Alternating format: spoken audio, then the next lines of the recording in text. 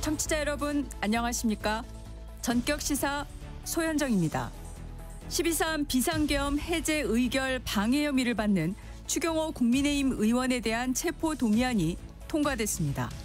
추 의원의 구속 여부는 12월 3일 새벽 결정될 가능성이 제기되고 있습니다.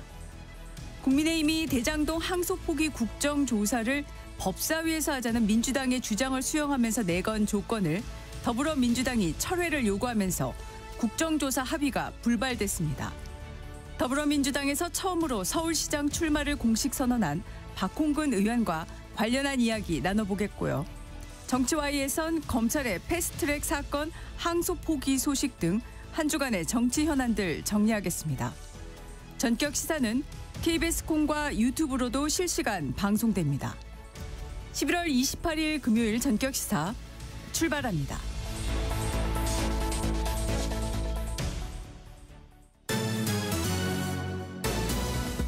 네, 금요일 뉴스 브리핑 시작하겠습니다. KBS 허유진 기자, 안녕하세요. 안녕하십니까.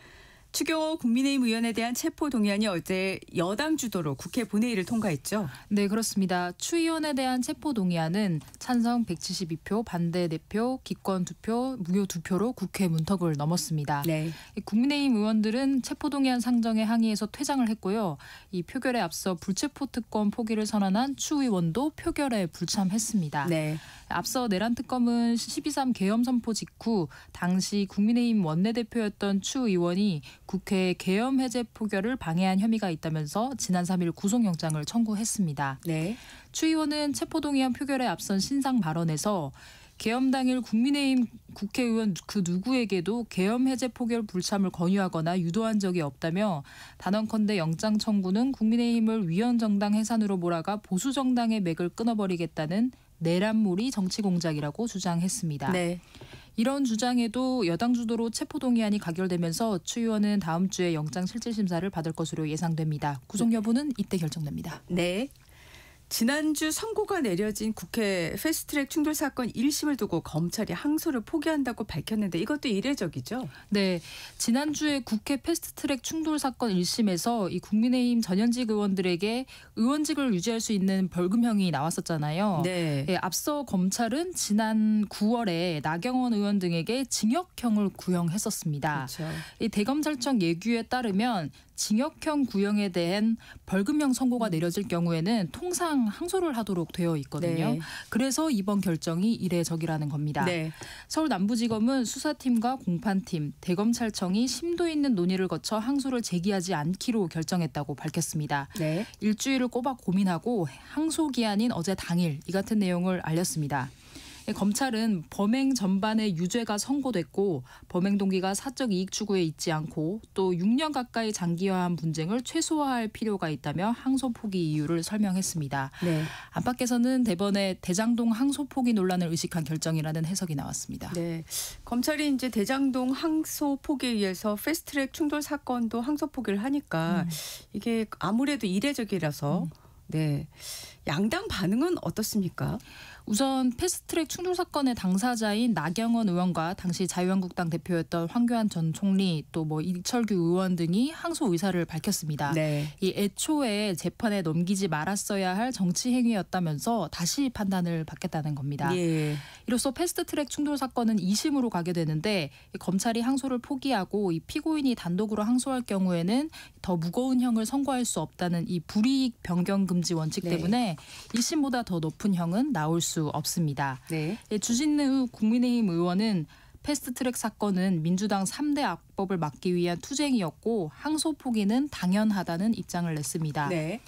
민주당은 반면 이 패스트트랙 항소 포기를 두고 스스로 정치 검찰임을 자백한 것이라며 검찰을 비판했는데요. 네. 이 박수현 수석 대변인은 대장동 사건에는 그토록 격렬히 저항하더니 국민의힘 의원들의 국회 폭력 사건에는 왜 이렇게 조용하냐며 검찰에 날을 세웠습니다. 네. 한편 이제 대장동 항소 포기 국정조사는 국민의힘이 법사위 차원의 조사를 수용했지만 민주당이 국민의힘이 요구한 법사위 간사로 이 나경원 의원을 선임해야 한다는 등의 조건을 받아들이지 않으면서 결국 합의가 불발됐습니다. 네. 순직 해병과 관련한 수사 외압 의혹 그리고 호주 대사 도피 의혹을 조사한 해병특검이 오늘 최종 수사 결과 발표하죠. 네, 그렇습니다. 오늘 발표로 약 5개월에 걸친 수사가 마무리됩니다. 예. 해병특검팀은 이종섭 전 국방부 장관의 호주 도피 의혹과 관련해서 윤석열 전 대통령과 조태용 전 국가안보실장 등 6명을 어제 재판에 넘겼습니다. 네. 지난해 3월 4일에 이 최상문 순직 사건에 대한 수사 외압 의혹의 핵심이었던 이종섭 전 장관이 갑자기 호주 대사로 임명됐다가 이 비판 여론이 일자 열흘 만에 귀국하는 일이 있었는데요. 네네. 이 특검팀은 당시 윤석열 전 대통령이 자신의 범행 사실을 감추기 위해서 이 전 장관을 대사로 임명한 것으로 봤습니다. 네. 이 과정에서 외교부가 관련 절차를 좀 졸속으로 처리했고 법무부는 출국 금지 조치를 해제해주면서 범인 도피를 보았다고 보고 그래서 조태용 전 실장과 박성재 전 법무부 장관 등도 같이 기소를 한 겁니다. 네. 특검팀은 앞서 지난 21일에는 최상병 수사 외압 의혹과 관련해서 윤 전 대통령과 이 전 장관 등 12명을 직권남용 혐의 등으로 기소했는데요. 이로써 이 해병 특검팀이 재판에 넘긴 인물이 모두 28명입니다. 네. 오늘 최종 수사 결과 발표에는 이 이른바 구명 로비 의혹이죠. 이 임성근 전 사단장이 이종호 전 블랙펄 인베스트 대표와 김장한 목사 등을 통해서 금융 로비를 시도했다는 의혹에 관한 결과를 포함할 것으로 보입니다. 네. 자, 어제 올해 마지막 금융통화위원회 회의가 열렸는데 기준금리 동결하기로 했죠. 네, 4번 연속 동결 결정인데요. 네. 이 지난 5월 연 2.75%에서 2.5%를 내린 것을 끝으로 말씀드렸다시피 4차례 연속 기준금리를 동결했습니다. 네. 가장 큰 이유는 환율 때문입니다. 최근 원달러 환율이 꾸준히 오르면서 이 수입 물가를 자극하고 있다고 본 건데요. 네. 여기서 이제 금리까지 낮추면 원화 가치는 더 떨어지고 네. 환율이 더 오를 가능성이 있기 때문에 그것을 고려한 것으로 보입니다. 여기에 반도체를 중심으로 수출이 좋고 이 민간 소비도 회복세를 보여서 이 부분도 동결 결정에 영향을 미쳤습니다. 네. 또 11호 부동산 대책의 효과를 비롯해서 이 수도권 집값 상승세나 가계대출 증가세가 꺾이는지 확인할 시간이 필요하고요. 예. 또 12월 초에 미국 연준의 기준금리 인하 여부도 좀 봐야 되기 때문에 그런 계산이 깔려 있습니다. 네. 어제 금통위 그 발표를 보면은 금리 인하 기조 살짝 바뀐 것 같아요. 네, 이 통화정책 방향 의결문 문구에서 이 변화가 좀 확연하게 확인이 됐는데요. 네. 금통위는 계속해서 지금까지는 금리 인하 기조를 이어나가되 물가 흐름을 점검하면서 추가 인하 시기와 속도를 결정하겠다. 이런 취지의 문장을 포함했습니다. 네. 그런데 이번에는 금리 인하 가능성을 열어두되 물가 흐름을 점검하면서 기준금리의 추가 인하 여부와 시기를 결정하겠다. 네. 이렇게 밝혔거든요. 네네. 그러니까 인하 기조였는데 이게 가능성으로 바뀌었고 이 추가 인하 시기였는데 이게 아예 여부로 대체된 거라서 이 인하 기조가 끝난 거 아니냐 이런 해석을 나왔습니다. 네네. 3개월 뒤 금리 향방을 묻는 질문에 이창용 총재를 제외한 금통위원 6명은 반반으로 갈렸는데요. 3명이 인하, 3명이 동결 입장을 나타냈습니다. 네. 그러니까 금리 인하 기조가 완전히 끝난 건 아니지만 추후 경제 상황에 따라서 금리를 안 내릴 수도 있다는 점을 네. 시사한 겁니다. 시장에서 내년에 한두 차례 금리를 내릴 수는 있어도 이 상당 기간 동결 기조가 이어질 것으로 좀 분석했습니다. 네네. 이 한은은 올해와 내년 경쟁률 전망치도 발표했는데 올해는 0.9%에서 1%, 내년은 1.6%에서 1.8%로 각각 올렸고 2027년은 1.9%로 내다보긴 했습니다만 이대로라면 사상 첫 3년 연속 1% 저성장입니다. 네. 자, 홍콩 고층 아파트에서 발생한 화재. 지금까지 확인된 사망자가 80명을 넘어섰고 아직도 실종자는 수백 명인데 인명피해 더 커질 가능성이 있죠. 네, 아마도 이제 홍콩에서도 또 세계적으로도 좀 최악의 화재 참사가 될 것으로 보이는데요. 네. 이 그제 시작된 불이 만 하루를 넘겨서 27시간 만에 진화됐다고 홍콩 당국이 밝혔습니다. 예. 이 KBS 베이징 특파원도 지금 현지에 나가 있는데 네. 이 불길이 잡혔다가도 다시 불씨가 살아나는 모습이 반복되고 있다고 해요. 네. 이 홍콩 북부 타이포 지역의 32층 아파트 단지에서 일어난 불은 8개 동 가운데 7개 동을 태웠는데 네. 여기에는 2천 가구 4,800명이 넘는 사람들이 살던 네. 곳이었다고 합니다. 83명이 숨지고 이제 탈출하지 못하고 아파트 내부에 갇힌 것으로 추정되는 실종자도 300명 가까이 됩니다. 네. 그래서 인명피해가 좀 더 커질 수 있고요.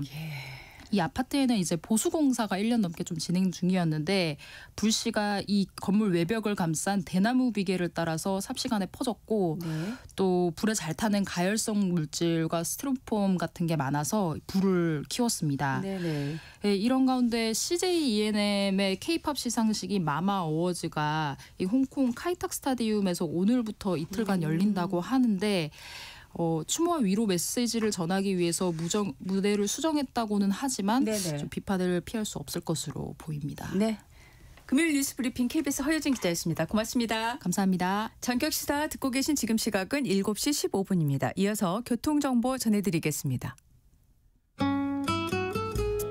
네, 이 시각 교통정보입니다. 어제 내린 비가 밤사이 얼어붙으면서 도로 살얼음이 나타나는 곳들이 있습니다. 구분길과 램프 구간, 터널 진출입로 각별히 살펴 지나셔야겠습니다. 먼저 서울시내 동부간선도로 성수 쪽 상계교 부근에 고장난 차 막 치워졌지만 도봉터널부터 성수 분기점 쪽으로 내내 지체 서행하고요. 구리 쪽 강변북로는 방화에서 동작대교 쪽으로 40여 분 정체 이어집니다.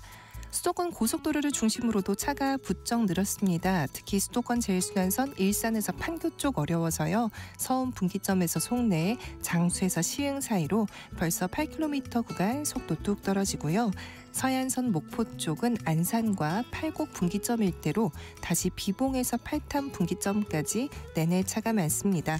이 밖에 세종 포천선 안성 방향 고덕 토평터널 부근으로 또 경부선 서울 방향은 수원과 달래내에서 반포 쪽으로 출근 정체 빠르게 늘고 있습니다. KBS 교통정보센터에서 공인이었습니다.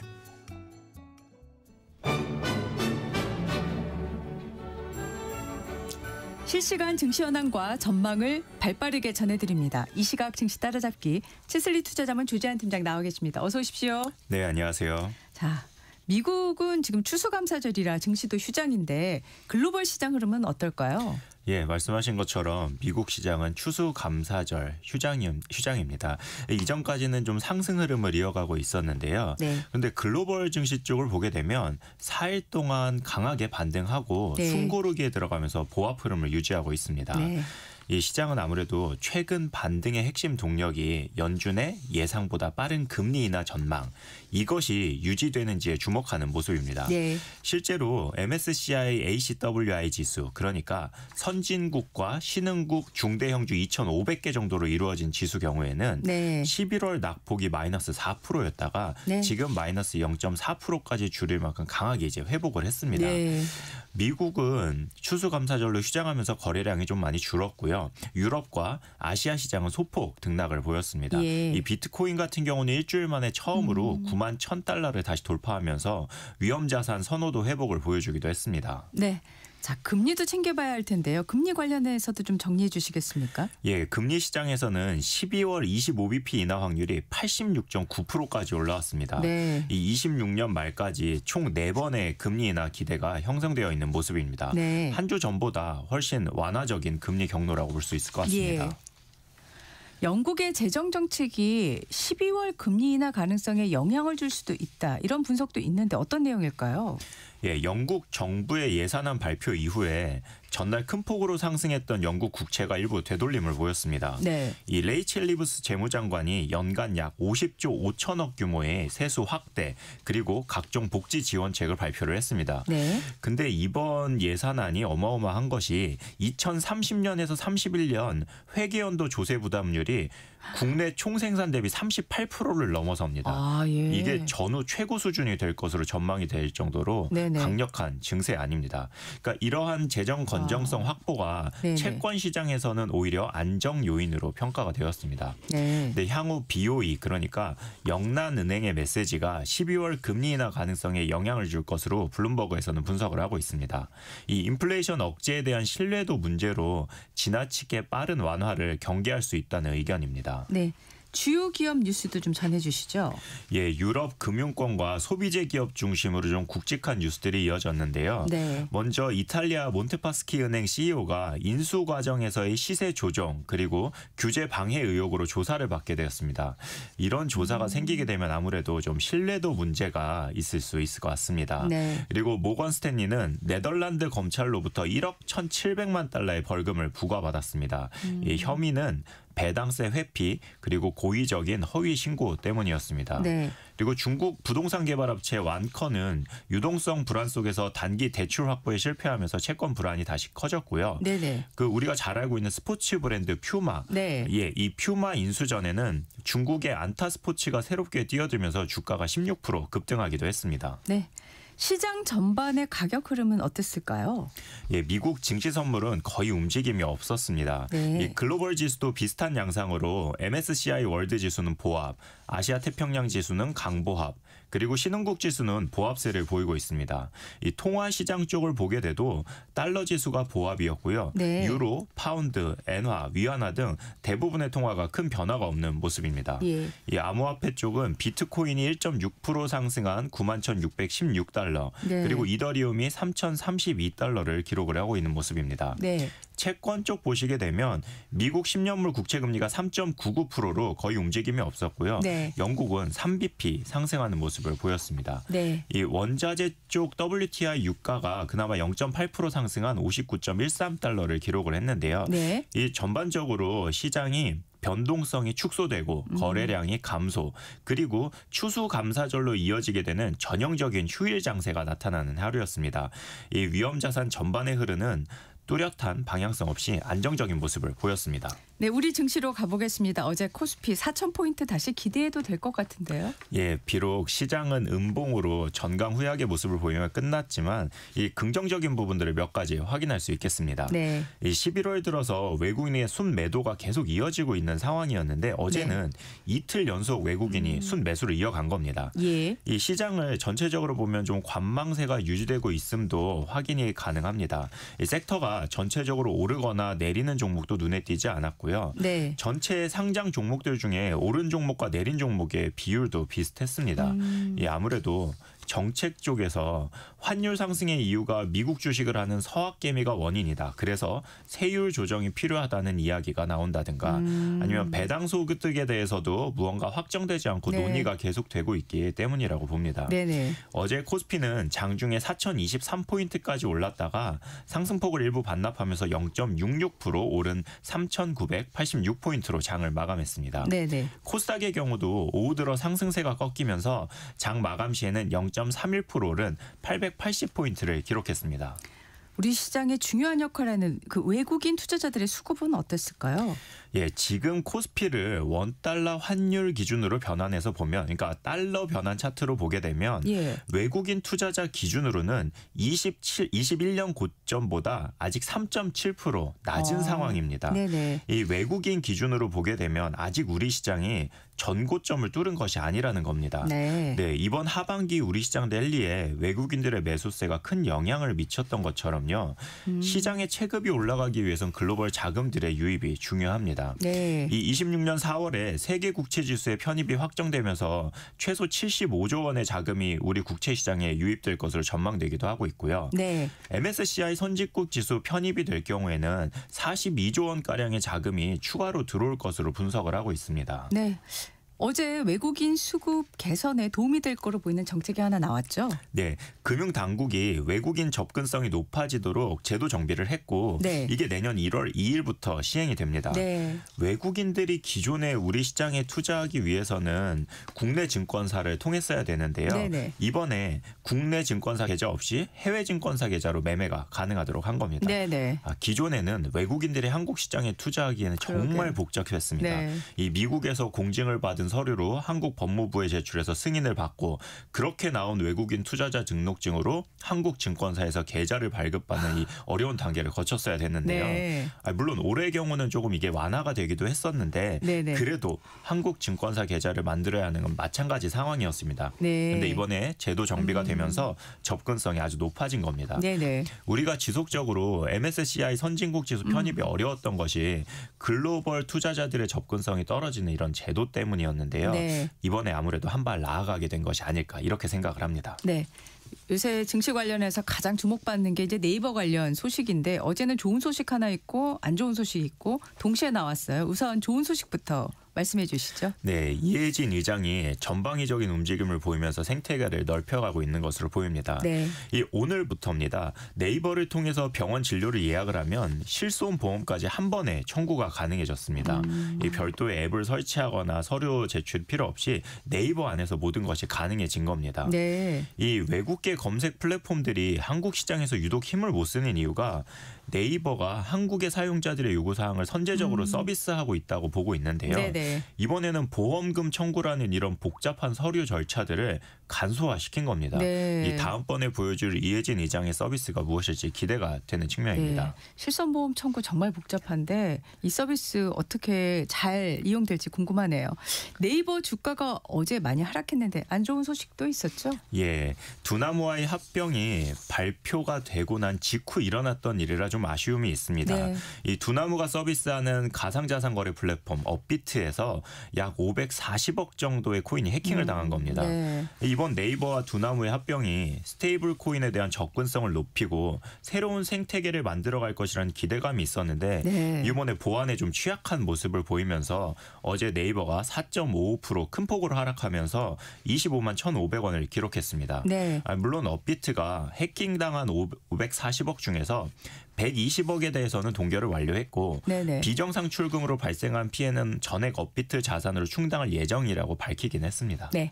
어제 또 고려아연하고 영풍의 경영권 분쟁이 다시 부각되는 모습이었어요. 예, 어제 시장에서 고려아연이 14% 그리고 영풍이 12%로 주가가 크게 올랐습니다. 예. 이 미국 자회사 페달포인트의 이근 이후 인수를 두고 한국과 미국 모두에서 법적 분쟁 중입니다. 이 통상적으로 상장되어 있는 회사들 같은 경우에는 경영권 분쟁이 있게 되면 주가가 크게 반응을 하게 되는데 이번에도 동일한 모습을 보이고 있습니다. 네. 지난달 그 에이펙 정상회의 참석차 방한했던 트럼프 대통령 수행했던 그 레빗 백악관 대변인이 우리 한국 화장품 인증샷 올려가지고 크게 화제가 됐었는데 미국에서 한국 화장품 인기가 상승세인 것 같아요. 네, 수그러들지 않을 뿐만 아니라 계속해서 그 인기가 오르고 있는 모습입니다. 네. 어제 APR이 6.4% 오르면서 26만 6천 원을 기록했는데요. 미국 블랙 프라이데이 기간 동안에 아마존 뷰티 카테고리 베스트셀러에서 1위, 2위, 3위를 모두 차지하는 모습을 보여주고 있습니다. 아, 어마어마한 지금 쇼핑 시즌인데 대단하네요. 자, 잠시 후에 우리 장 열릴 텐데 오늘 흐름 좀 알려주시죠. 예, 코스피 야간 선물은 보합으로 끝났습니다. 이 글로벌 시장이 보여주는 변동성 축소와 거래량 감소 흐름이 오늘 우리 시장에도 영향을 미칠 것으로 보입니다. 네. 11월 들어서 매 금요일마다 우리 시장이 큰 낙폭을 기록을 했었는데요. 예. 오늘은 큰 변동 없이 지나가는 하루가 될 것으로 보입니다. 네. 환율은 어떨까요? 예, 환율은 0.52% 내린 1,462원을 기록하고 있습니다. 환율과 관련해서는 지속적으로 새로운 뉴스들이 나오고 있는데요. 주식 투자자에게 영향을 줄 수 있는 정치권의 발언도 있었습니다. 이 구윤철 부총리가 지금은 검토하고 있지 않다. 그렇지만 여건이 되면 얼마든지 검토할 수 있다는 이야기를 했는데요. 이게 해외 주식 양도세 이야기입니다. 네. 이 미국 주식에 투자하는 한국 투자자 이른바 서학 개미들로 인해서 환율이 올라간 부분도 일정 부분 있기 때문에 현행 22%인 해외 주식 양도세를 조정할 가능성도 시사한 겁니다. 네. 오늘 말씀 여기까지 듣겠습니다. 이 시각 증시 따라잡기 최슬지 투자자문의 조지환 팀장과 함께했습니다. 고맙습니다. 다음 주 월요일에 뵙겠습니다. 예, 감사합니다. 전격 시사 듣고 계신 지금 시각은 7시 28분입니다. 이어서 날씨 정보 전해드리겠습니다.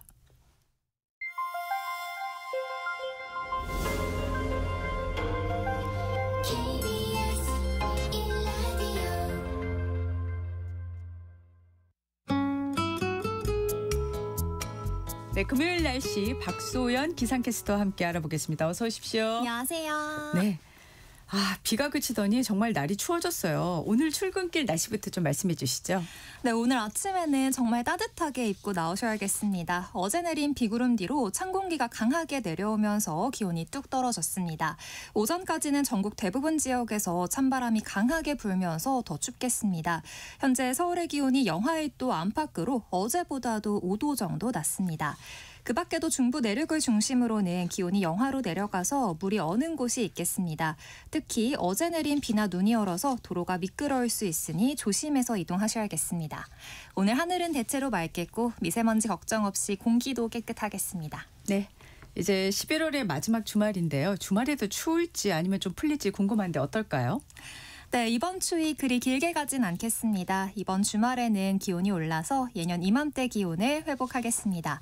내일 서울의 낮 기온이 12도, 일요일에는 14도까지 오르면서 평년보다도 온화한 날씨가 이어지겠습니다. 다만 기온의 일교차가 크게 벌어져서 옷차림 신경 써주셔야겠습니다. 내일 하늘도 대체로 맑아서 야외 활동하시기 좋겠습니다. 다만 밤늦게 경기 북부와 강원 영서에는 약하게 비가 내리는 곳이 있겠습니다. 일요일에는 전국이 대체로 흐리겠고 밤에는 수도권과 강원 영서 지역에 1mm 안팎의 비가 조금 내리는 곳이 있겠습니다. 네. 올해도 벌써 이제 한 달 정도 남았네요. 12월로 넘어가는데 이제 날씨가 겨울에 가까워질까요?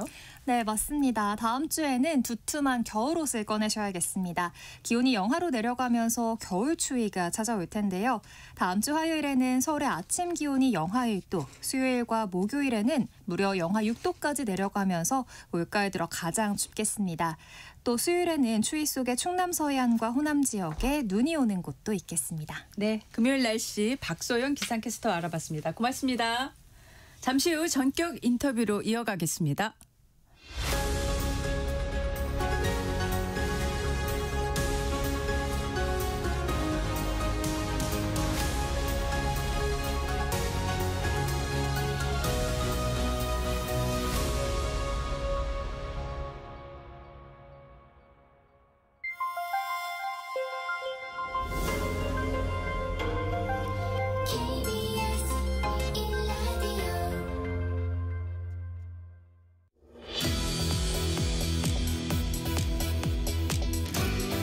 전격 이톰프 더불어민주당에서 처음으로 서울시장 선거 출마를 공식 선언한 박홍근 의원이 스튜디오에 나와 계십니다. 어서 오십시오. 네, 수고 많으십니다. 네. 자, 제일 먼저 서울시장 선거 출마를 선언하셨는데 먼저 서울시장에 도전하신 이유부터 좀 말씀해 주시죠.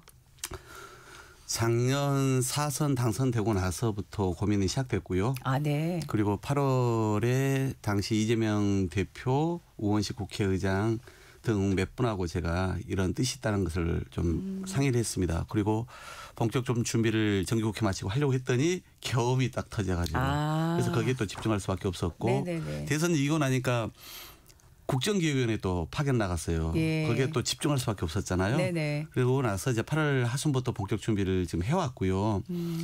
아무래도 오세훈 시장이 벌써 4번 하셨잖아요. 네. 조선시대 한성 판륜 이래 가장 오랫동안 서울의 행정을 책임져 왔는데 네. 지금 서울은 매우 위기에 빠져 있습니다. 네. 말 그대로 시민 없는 시정을 펼치고 있어요. 네. 그러면서 전시성 이 혈세를 낭비하면서 여러 가지 그런 토목 중심의 행정을 펼치고 있지 않습니까? 그래서 저로서는 오세훈 시장이 맡은 지난 20여 년, 네. 자기 임기는 그중에 10년입니다마는 네네. 여기에 서울 시민은 더 불안정해졌다, 더 불평등해졌다, 그리고 서울은 더 불균형 발전을 하고 있다. 네네. 이걸 빨리 시정하지 않으면 안 된다라는 네. 생각이 커졌어요. 예. 그래서 고민 끝에 이제는 시정 없는 시정을 바로잡고 오로지 네. 시민의 삶을 우선적으로 살피는 시정을 펼칠 새로운 리더십이 필요하다. 그래서 제가 체인지 메이커라고 표현을 썼습니다. 네, 그러셨더라고요. 그래서 새로운 어떤 변화를 주도적으로 만드는 그런 시민의 삶을 개선하고 또 해결하는 그런 해결사 역할을 문제 해결사 역할을 해보겠다. 이런 마음으로 도전했습니다. 네. 사선 출마 직후부터 고민을 하셨다니까 상당히 고민 또 준비 시간도 꽤 된 걸로 보여지는데 그럼에도 불구하고 조금 빠르지 않나 이런 생각을 하시는 분들도 있는데 제일 먼저 선언을 해야 되겠다라고 결심하신 뭐 특별한 계기 또는 이유가 있을까요? 이미 8 내지 9분 정도가 지금 출마를 생각하고 계신 것 같아요. 맞죠? 네. 그만큼 내년 선거가 중요하고 또 민주당이 이길 자신 있다는 뜻이겠죠. 그리고 물론 또 한편에서는 아주 특별한 강자가 없다 이런 뜻이기도 하겠는데 네. 그래서 몇 분이 언론을 통해서는 그 출마의 뜻을 밝힌 바가 있습니다. 네. 그러나 이제 저는 이제 공식 선언을 하게 된 것이고요. 네. 이제 정기국회도 거의 막바지이고 저도 이제 예산과 법안 심사를 다 마쳤기 때문에 네. 그래서 이제는 최고위원들도 조만간 이제 출마하려면 사퇴를 해야 되지 않습니까? 네, 그렇죠. 그래서 모든 선거 전략에서는 선점 효과라는 게 있거든요. 그래서 네. 우선은 그동안 준비를 잘해왔구나. 그래서 검증된 유능한 준비된 사람이라는 것을 우리 시민들과 당원들께 보여줄 필요가 있겠다라고 네. 판단을 했는데 다만 대통령께서 회의 순방 중이셨어요. 그 순방 중에 제가 아무리 가까워도 네네. 제가 이렇게 선언을 하는 것은 좀 결례라고 봤습니다. 그래서 예. 순방 다녀온 날 이제 네. 오전 10시에 도착하고 나서 제가 11시경에 대통령께 이제 이 텔레그램으로 문자로 이제 출마합니다라고 이제 말씀을 드렸고 그리고 나서 오후 2시에 서울시청 앞에서 제가 그날 새벽 4시 반까지 이 출마 선언문을 정말 꼬박 거의 밤을 새면서 썼거든요. 그러셨군요. 그걸 가지고 이제 제가 시민들께 이제 제 뜻을 분명하게 밝힌 것이죠. 네. 체인지 메이커 얘기하셨어요. 그럼 무엇을 체인지 하실 생각이신 건가요? 알다시피 지금 서울의 행정이 참으로 문제가 많습니다. 주로 이미지 관리에 치중해왔다고 저는 보는데 가령 지금 최근 논란이 일고 있는 한강버스 1,500억 들였잖아요. 네. 거기에 그치지 않습니다. 그러니까 시민의 안전 문제까지 이제 불거졌는데 종묘도 지금 뭐 바로 그 앞에 142m 건물 짓는다고 해서 유네스코 어제 또 입장을 내지 않았습니까? 네. 그런데 노들섬에 예술섬 만든다고 거기에 3,700억 드립니다. 또 서울 링을 만든다고 1조를 드립니다. 그러니까 이미 실패했다고 평가받는 세빛둥둥섬 또 동대문 그 디자인 플라자 있죠. DDP 네. 이런 것도 수천억의 돈이 이미 들어갔었는데 서울의 지금 빚이 얼마인지 아세요? 오세훈 시장이 2021년도 다시 시장으로 복귀하지 않았습니까? 네. 그래서 지금 현재 한 4년 반 정도의 시간이 지났는데 그 사이에 7조 9천억이 늘어났어요. 네. 서울의 늘어난 빚이- 폭만 7조 예, 그래서 9천억이요. 지금 전체 네. 25조 정도의 채무를 안고 있거든요. 이게 결국은 다 시민 호주머니에서 감당해야 될 건데 여기다 이렇게 정말 무리한 전시성 사업들을 막 아주 다급한지 지금 막 소위 가속이 아니라 과속 페달을 밟으면서 네. 그러면서 지금 막 해내고 있지 않습니까? 이런 거 빨리 바로 잡아야겠다. 네네네. 라고 생각을 해서 그래서 빨리 시민들에게 시민의 삶을 실제 개선하는데 시정을 집중해야겠다 이런 생각을 하게 된 것이죠. 그래서 제가 아무래도 과거에 민주당에서 을 지키는 민생 실천위원장 네네. 예, 소위 경제 약자를 대변하는 일도 많이 했고 네네. 해서 이제는 이런 토목성 전시행정이 아니라 그런 갈등 현장 또는 시민의 지금 여러 가지 불안하고 불편하고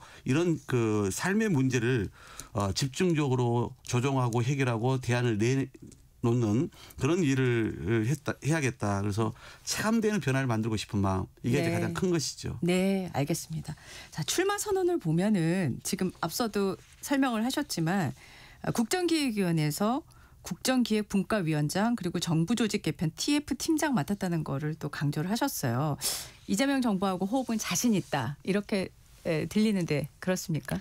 제가 가장 자신 있어 하는 부분입니다.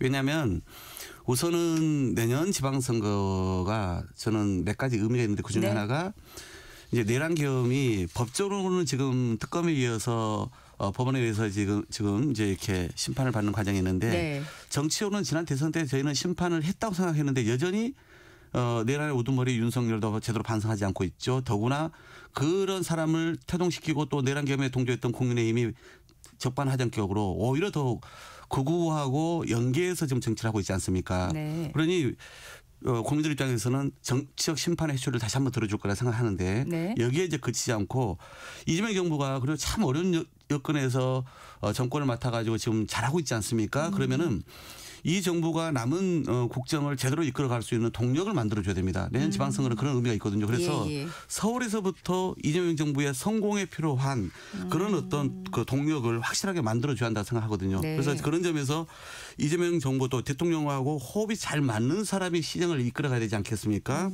저는 그런 걸로 본다면 민주당의 당시 3선 의원 중에서 최초로 경기도지사 이재명을 보고 가장 낡은 질서를 깨뜨릴 사람이라고 제가 판단하면서 지휘선을 제출합니다. 네. 그리고 서울 지역에서도 마찬가지고 그래서 제가 캠프를 짜고 비서실장을 맡아서 대통령 후보를 만들었잖아요. 네. 대선 지고 나서도 제가 원내대표로서 당대표로 호흡을 맞추면서 이재명 대통령이 어려울 때 그걸 함께 막아내고 예. 그다음에 윤석열 정부의 초기 그 실정을 제대로 함께 저희가 비판하고 견제하면서 지지율이 그때 58%이던 게 한 24%까지 떨어졌었습니다.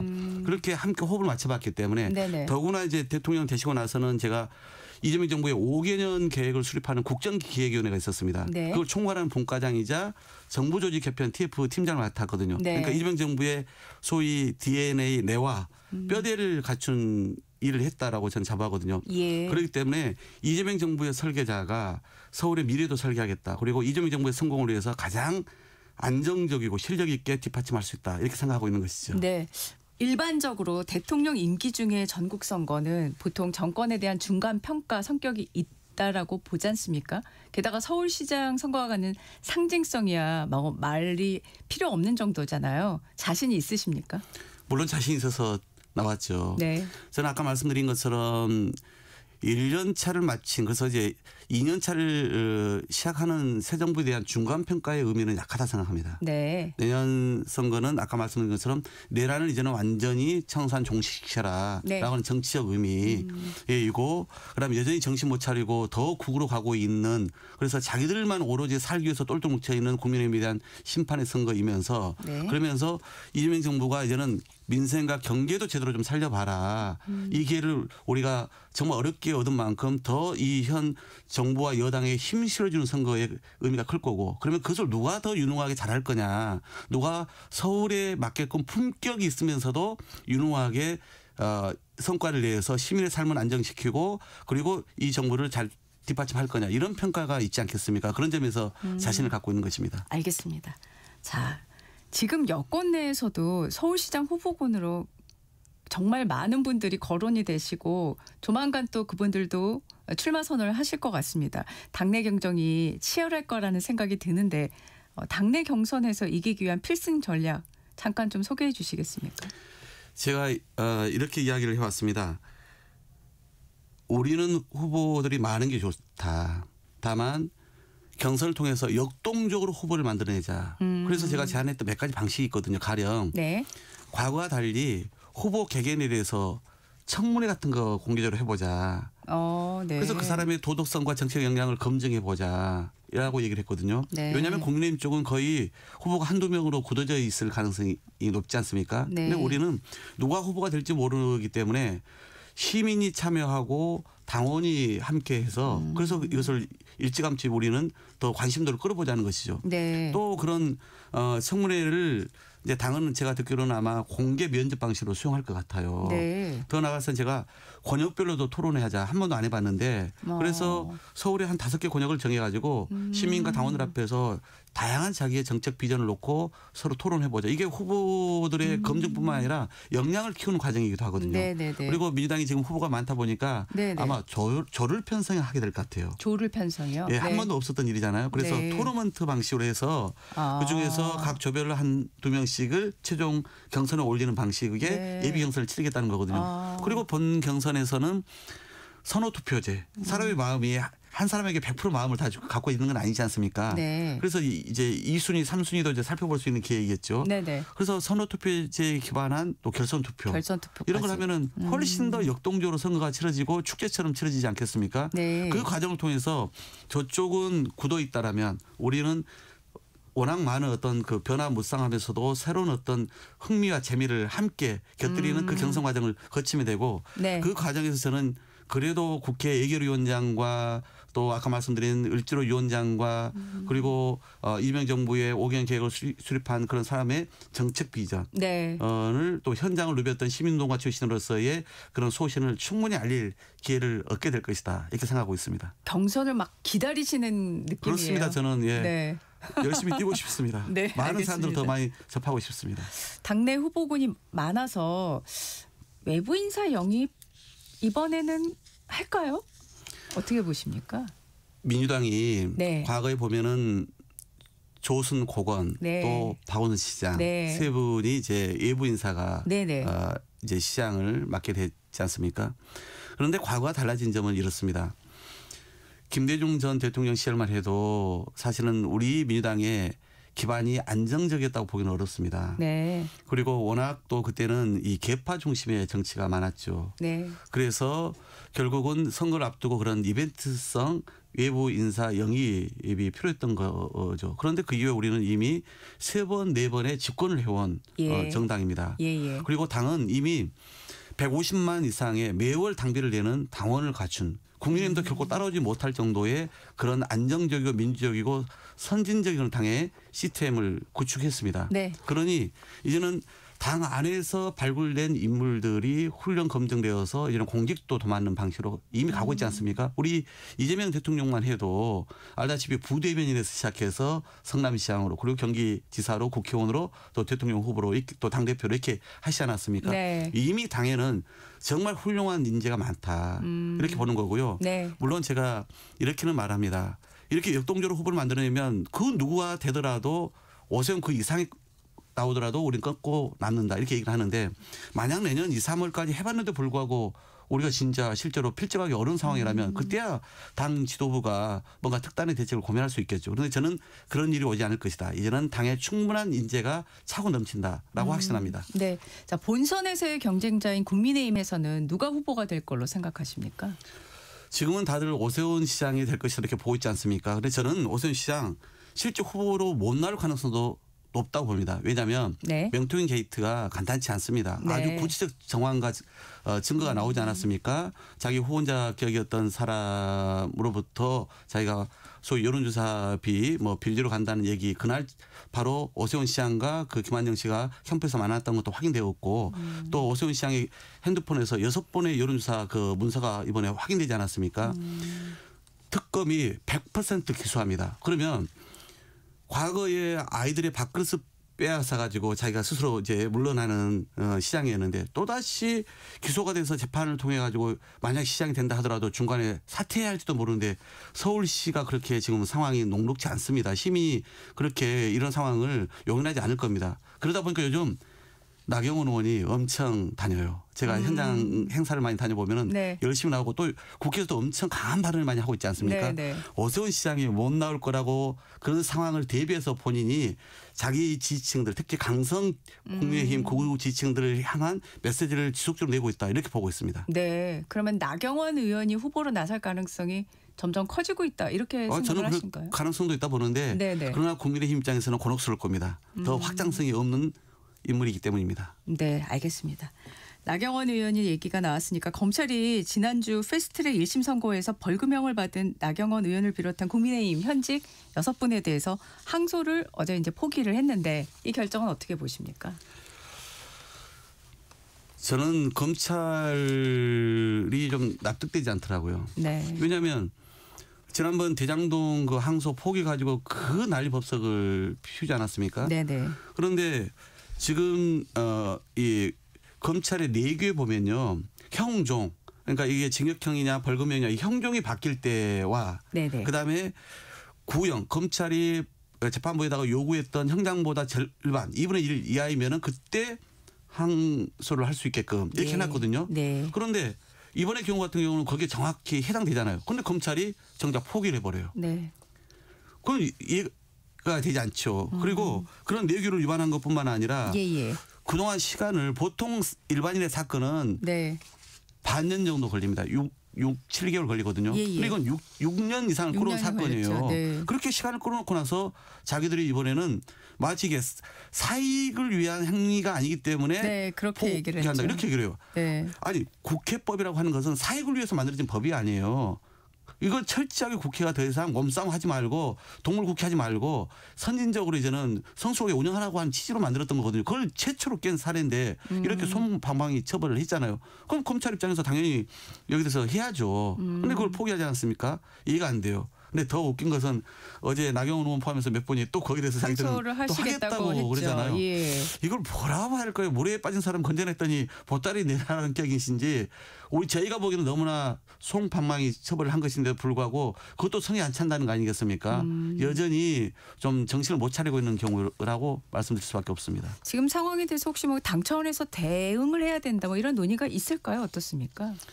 그래서 이제 검찰이 왜 이렇게 포기했는지에 대해서는 저는 한번 법무부 장관이나 내부에 한번 그건 살펴봐야 한다 생각합니다. 네네. 그리고 당 차원에서는 어제 우리 법사위원들이 네. 이거 관련해서는 좀 검찰에 대해서 항의하는 입장을 낸 것으로 알고 있습니다. 네, 알겠습니다.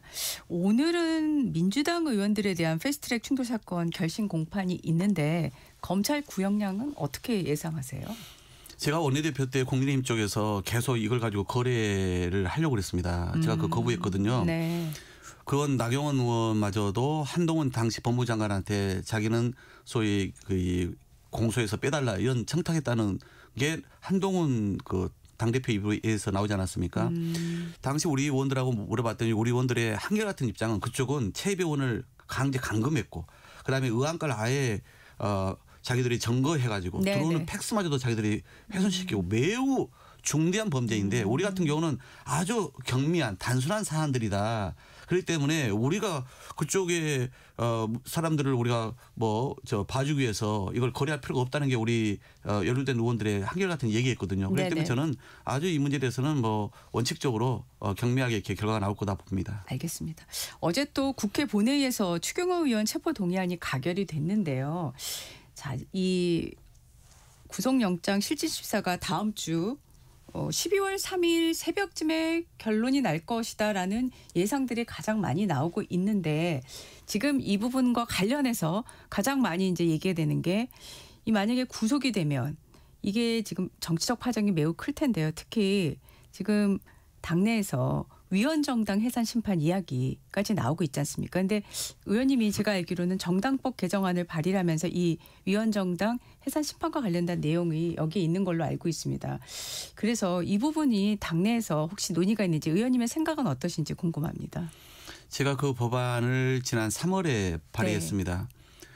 저는 과거에 국민의힘이 찻대기로 국민의 지탄을 받았을 때 당명을 바꾸고 천막 당사를 치고 지도부를 바꾸고 그리고 납작 엎드려서 석고대죄했거든요.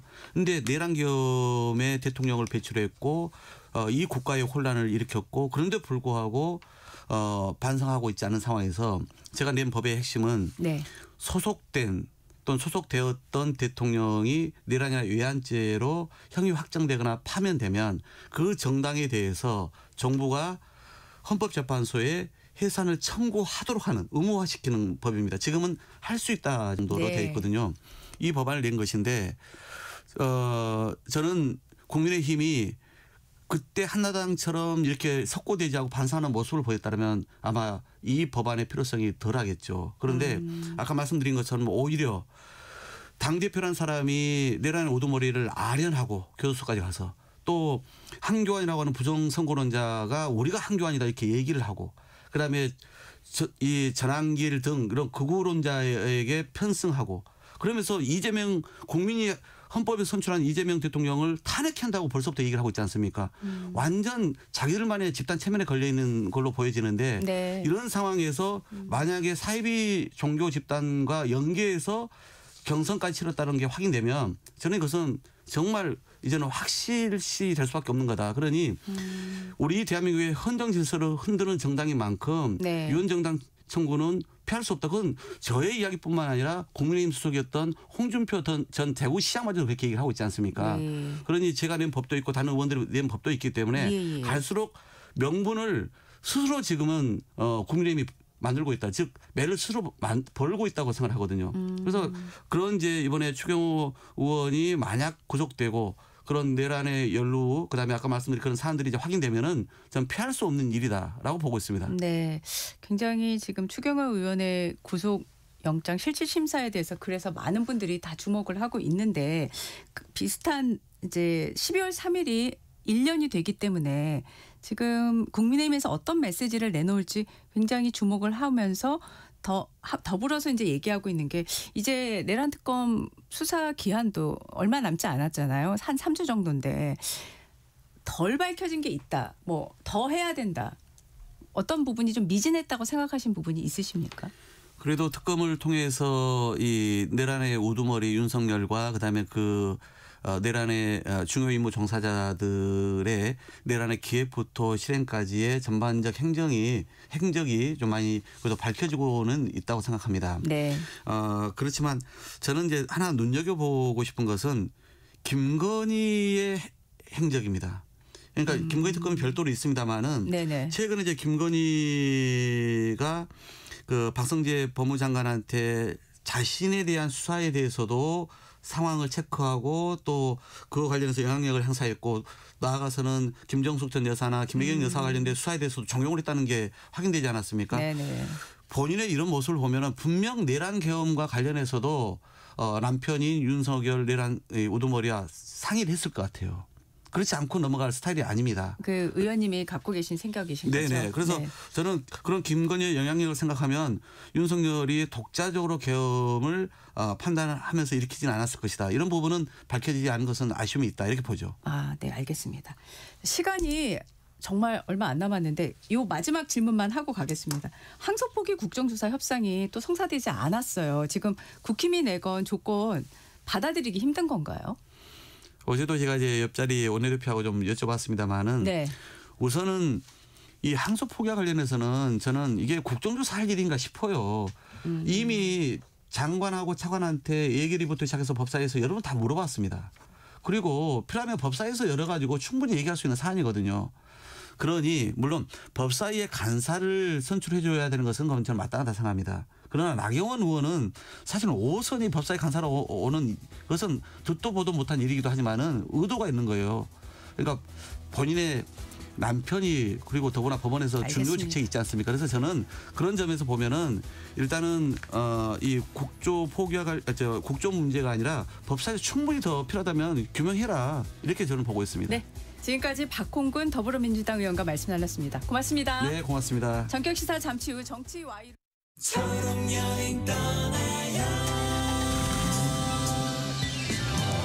안녕하세요, 선미입니다. 오늘 사연은 정우님께서 보내주셨습니다. 겨울이 되면 지체장애가 있는 저와 함께 여행을 떠나는 가족들에게 미안한 마음이 있었는데요. 편의 차량을 이용했더니 이동에 대한 부담이 줄었습니다. 한결 가벼운 마음으로 해안길을 걸었고 맛있는 해산물을 맛보고 차가운 겨울바다를 즐길 수 있었어요. 다음 주도 떠나볼까? 여행에 대한 용기가 샘솟았네요. 우리 함께 떠나봐요. 어디라도 좋아 좋아 자 출발해요. KBS 연중 캠페인 초록 여행 떠나요는 장애인의 자유로운 여행을 응원하는 기아와 그린라이트가 함께합니다. 고된 하루의 웃음, 안방 일렬의 감동, 가장 필요할 때 여러분 곁에, 이 모두가 시청자 여러분 덕분에 가능했습니다. 방송법 개정에 따라 2025년 11월부터 수신료는 전기요금과 함께 고지됩니다. 수신료 내역은 전기요금 고지서에서 확인하실 수 있습니다. 수신료 문의는 KBS 수신료 콜센터 1588-1801로 연락 주시기 바랍니다. KBS는 언제나 여러분의 소중한 일상과 함께합니다. 수신료의 가치를 실현합니다. 여러분의 KBS.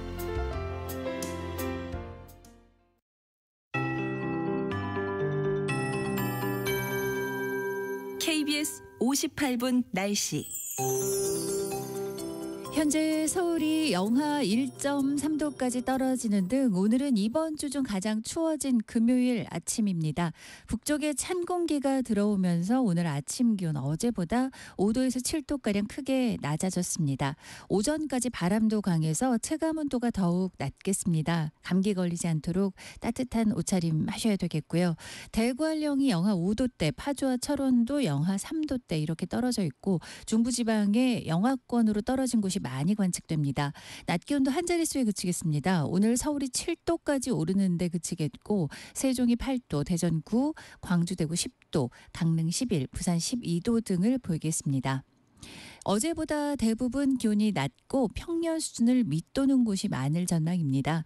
추워졌는데 그래도 대기질은 청정하겠고 차가운 북서기류가 들어오면서 어제 일부 남서부 지역이 좋지 않았던 미세먼지 농도가 회복됐습니다. 오늘은 전 권역이 좋음 상태 예상되고요. 하늘은 맑겠고 오전까지 대부분 바람이 강하게 불겠습니다. 내일 밤부터 일요일 새벽까지 경기 북부와 강원 영서 북부에 비가 가끔 오겠습니다. 일요일 밤부터 12월 첫날인 월요일 새벽까지 일부 수도권과 강원 영서에도 가끔 비나 눈이 오겠고요. 다음 주 중반에는 서울이 영하 6도까지 떨어지겠습니다. 현재 서울 기온 영하 1.3도입니다. 최영우였습니다.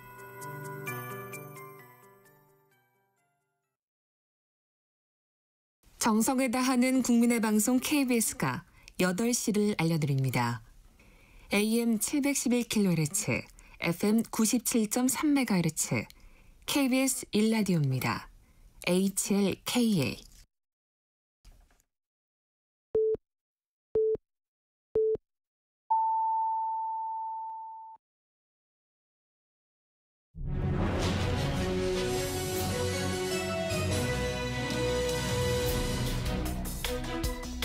한 주간의 정치 이슈 속 궁금증을 풀어보겠습니다. 정치와이 오늘도 왜라는 질문 많이 해보겠습니다. 김준일 시사평론가, 최수영 정치평론가 나와 계십니다. 어서 오십시오. 안녕하세요. 네. 자, 어제 추경호 의원에 대한 체포 동의안이 예상대로 가결이 됐는데 국민의힘은 표결에 전원 불참을 했고 그런데 표결 결과를 보니까 반대 넷, 기권 둘, 무효 둘, 총 8표. 그러면 개혁신당 3표를 빼더라도 범여권에서 5표의 이탈표가 나왔는데 이거 어떻게 보세요? 원래 이런 무기명 투표가 누가 어떻게 나왔는지 분석하기 굉장히 어렵습니다. 무기명 이게 그래서 제가 추정하기로는 네. 추경호 의원의 평소 이제 뭐 원내에서의 국회에서의 대인 관계라든지 이런 게 굉장히 원만하거든요. 평가가 나쁘지 않아요. 그러니까 뭐 네. 지금은 정치 상황이 이렇게 되고 이게 비상 계엄 문제 때문에 굉장히 대치각이 서 있지만은 그래서 추경호 의원과 평소 잘 지내던 분들 뭐 이런 분들이 굳이 뭐 나까지 어차피 무조건 통과될 텐데 네. 그러니까 나까지 이렇게 하겠나 이런 생각으로 좀 기권 무효 반대 이런 게 나온 거 아닌가 그래서 큰 의미를 둘 문제는 아니다. 네. 저는 그렇게 봐요. 네. 뭐 저는 이걸 이제 뭐 미풍양속이라고까지를 표현하기 좀 어렵긴 하지만 네. 이게 이런 게 정치인 거죠. 그러니까 상대를 멸절시키겠다는 게 아니라 네. 아마 저는 제가 보더라도 저도 이거 김준일 평론가 말씀에 동의하는 거는 이분이 이제 경제부총리도 했었잖아요. 예. 여권 시절에. 예. 그러면 이분에게 예를 들어서 예산이라든가 뭐 여러 가지 지금의 여권 의원들도 있을 거 아닙니까? 그 여러 가지 종합해 보면은 아 그래 뭐 저 사람이 구속적 부심을 받아보는 거 받아보지만 굳이 나까지 뭐 찬성표를 던져야 할까? 뭐 이런저런 생각을 했을 거예요. 그게 어쨌든 개혁신당을 포함해서라도 8표인데 근데 개혁신당은 뭐 명시적으로 자기들은 뭐 반대표 안 던졌다고 하니까 그러면 꽤 나온 거죠. 법률에서 만일 개혁신당이 말이 사실이라 그러면은 네. 8표나 나왔다는 건 꽤 나온 건데 저는 뭐 이게 정치의 힘이라고 봅니다. 뭐 그러면서 좀 복원해 가는 게 그래서 일사불란하게 여기서 그 정말 다 그 가표 나왔다 그러면은 그 정말 좀 그게 좀 이상한 거 아닌가요? 네. 이게 정치라고 생각합니다. 알겠습니다. 네. 자, 지금 구속 전 피의자 신문이 다음 주에 열릴 것으로 보이는데 이제 날짜를 놓고 12월 3일에 새벽쯤에 결론이 날 것 같다. 이제 이게 지금 예상된 시점인데 어떻게 보세요, 두 분은? 저는 이거는 거의 90% 이상 저는 구속이 기각이 될 거다. 왜냐하면 네. 이제 이겁니다. 지금 저도 특검의 그 공소장을 정확히 아직 못 봤지만 쭉 이제 보도를 종합해 보면은 뭐 정기국회 앞두고 원내대표단이 윤 전 대통령 만나서 파이팅 외쳤다. 뭐 이것도 이제 거기 혐의에 들어가 있고 그 다음에 이제 뭐 윤 전 대통령을 따로 만나서 윤 전 대통령이 이거 뭐 비상대권 운운하니까 뭐 추 원내대표가 그러니까 뭐 이제 그 민주당의 그 말하자면은 그 원사이드한 정치에 대해서 대통령 토로하니까 뭐 동의했다. 그것도 이제 그 공소장에 집어넣고 이랬다는데 그게 어떻게 그 구속 사유가 되겠습니까? 그러니까 저는 그날 구속 적부심에서 특검이 히든 카드, 우리가 모르는 카드, 네. 뭐 전화에 대한 녹취라든가, 그러니까 결정적 스모킹건이 될 수 있는 그 증거가 나오지 않는 이상 이제까지 일반적으로 보도된 사안만을 가지고 구속 적부심에 들어가면 저는 이건 거의 100% 가까이 기각이다. 이건 저뿐만 아니라 많은 법률가들이 얘기하고 또 하나 그 재판부가 이럴 겁니다. 그 국회의원의 표결 사항은 헌법에 보장된 권리이기 때문에 그걸 가지고 구속 여부를 결정한다는 거는 이게 사실 입법권에 대한 침해일 수가 있다는 게 또 한쪽의 의견이기도 합니다. 네. 그런저런 사연을 종합하면은 불구속 상태에서 당신이 그러면 재판을 받고 사실관계를 다퉈보라고 할 가능성이 좀 매우 크다. 그리고 특검이 이거는 뭐 정치 공작이라고까지는 좀 말하기는 어렵지만 어쨌든 특검의 부실하고 조금 무리했던 기소가 아닌가, 구속 영장 청구가 아닌가, 저는 그렇게 봅니다. 네. 김평론가님은 어떻게 보세요? 법 쪽의 대체적인 의견은 뭐 발부보다는 기각 쪽에 조금 더 무게가 있는 것 같아요. 네. 예. 그러니까 현직 국회의원이고 뭐 도주 우려 없다라고 보는 거고 또 이제 다툼의 여지가 있다라고 보는데 다만 이게 지난번에 김건희 여사 영장 실질심사할 때도 갑자기 서희건설 이봉관 회장의 자수서가 이제 나오고 그리고 그렇죠. 실물 목걸이가 반클리프 앞에 실물 목걸이가 등장했잖아요.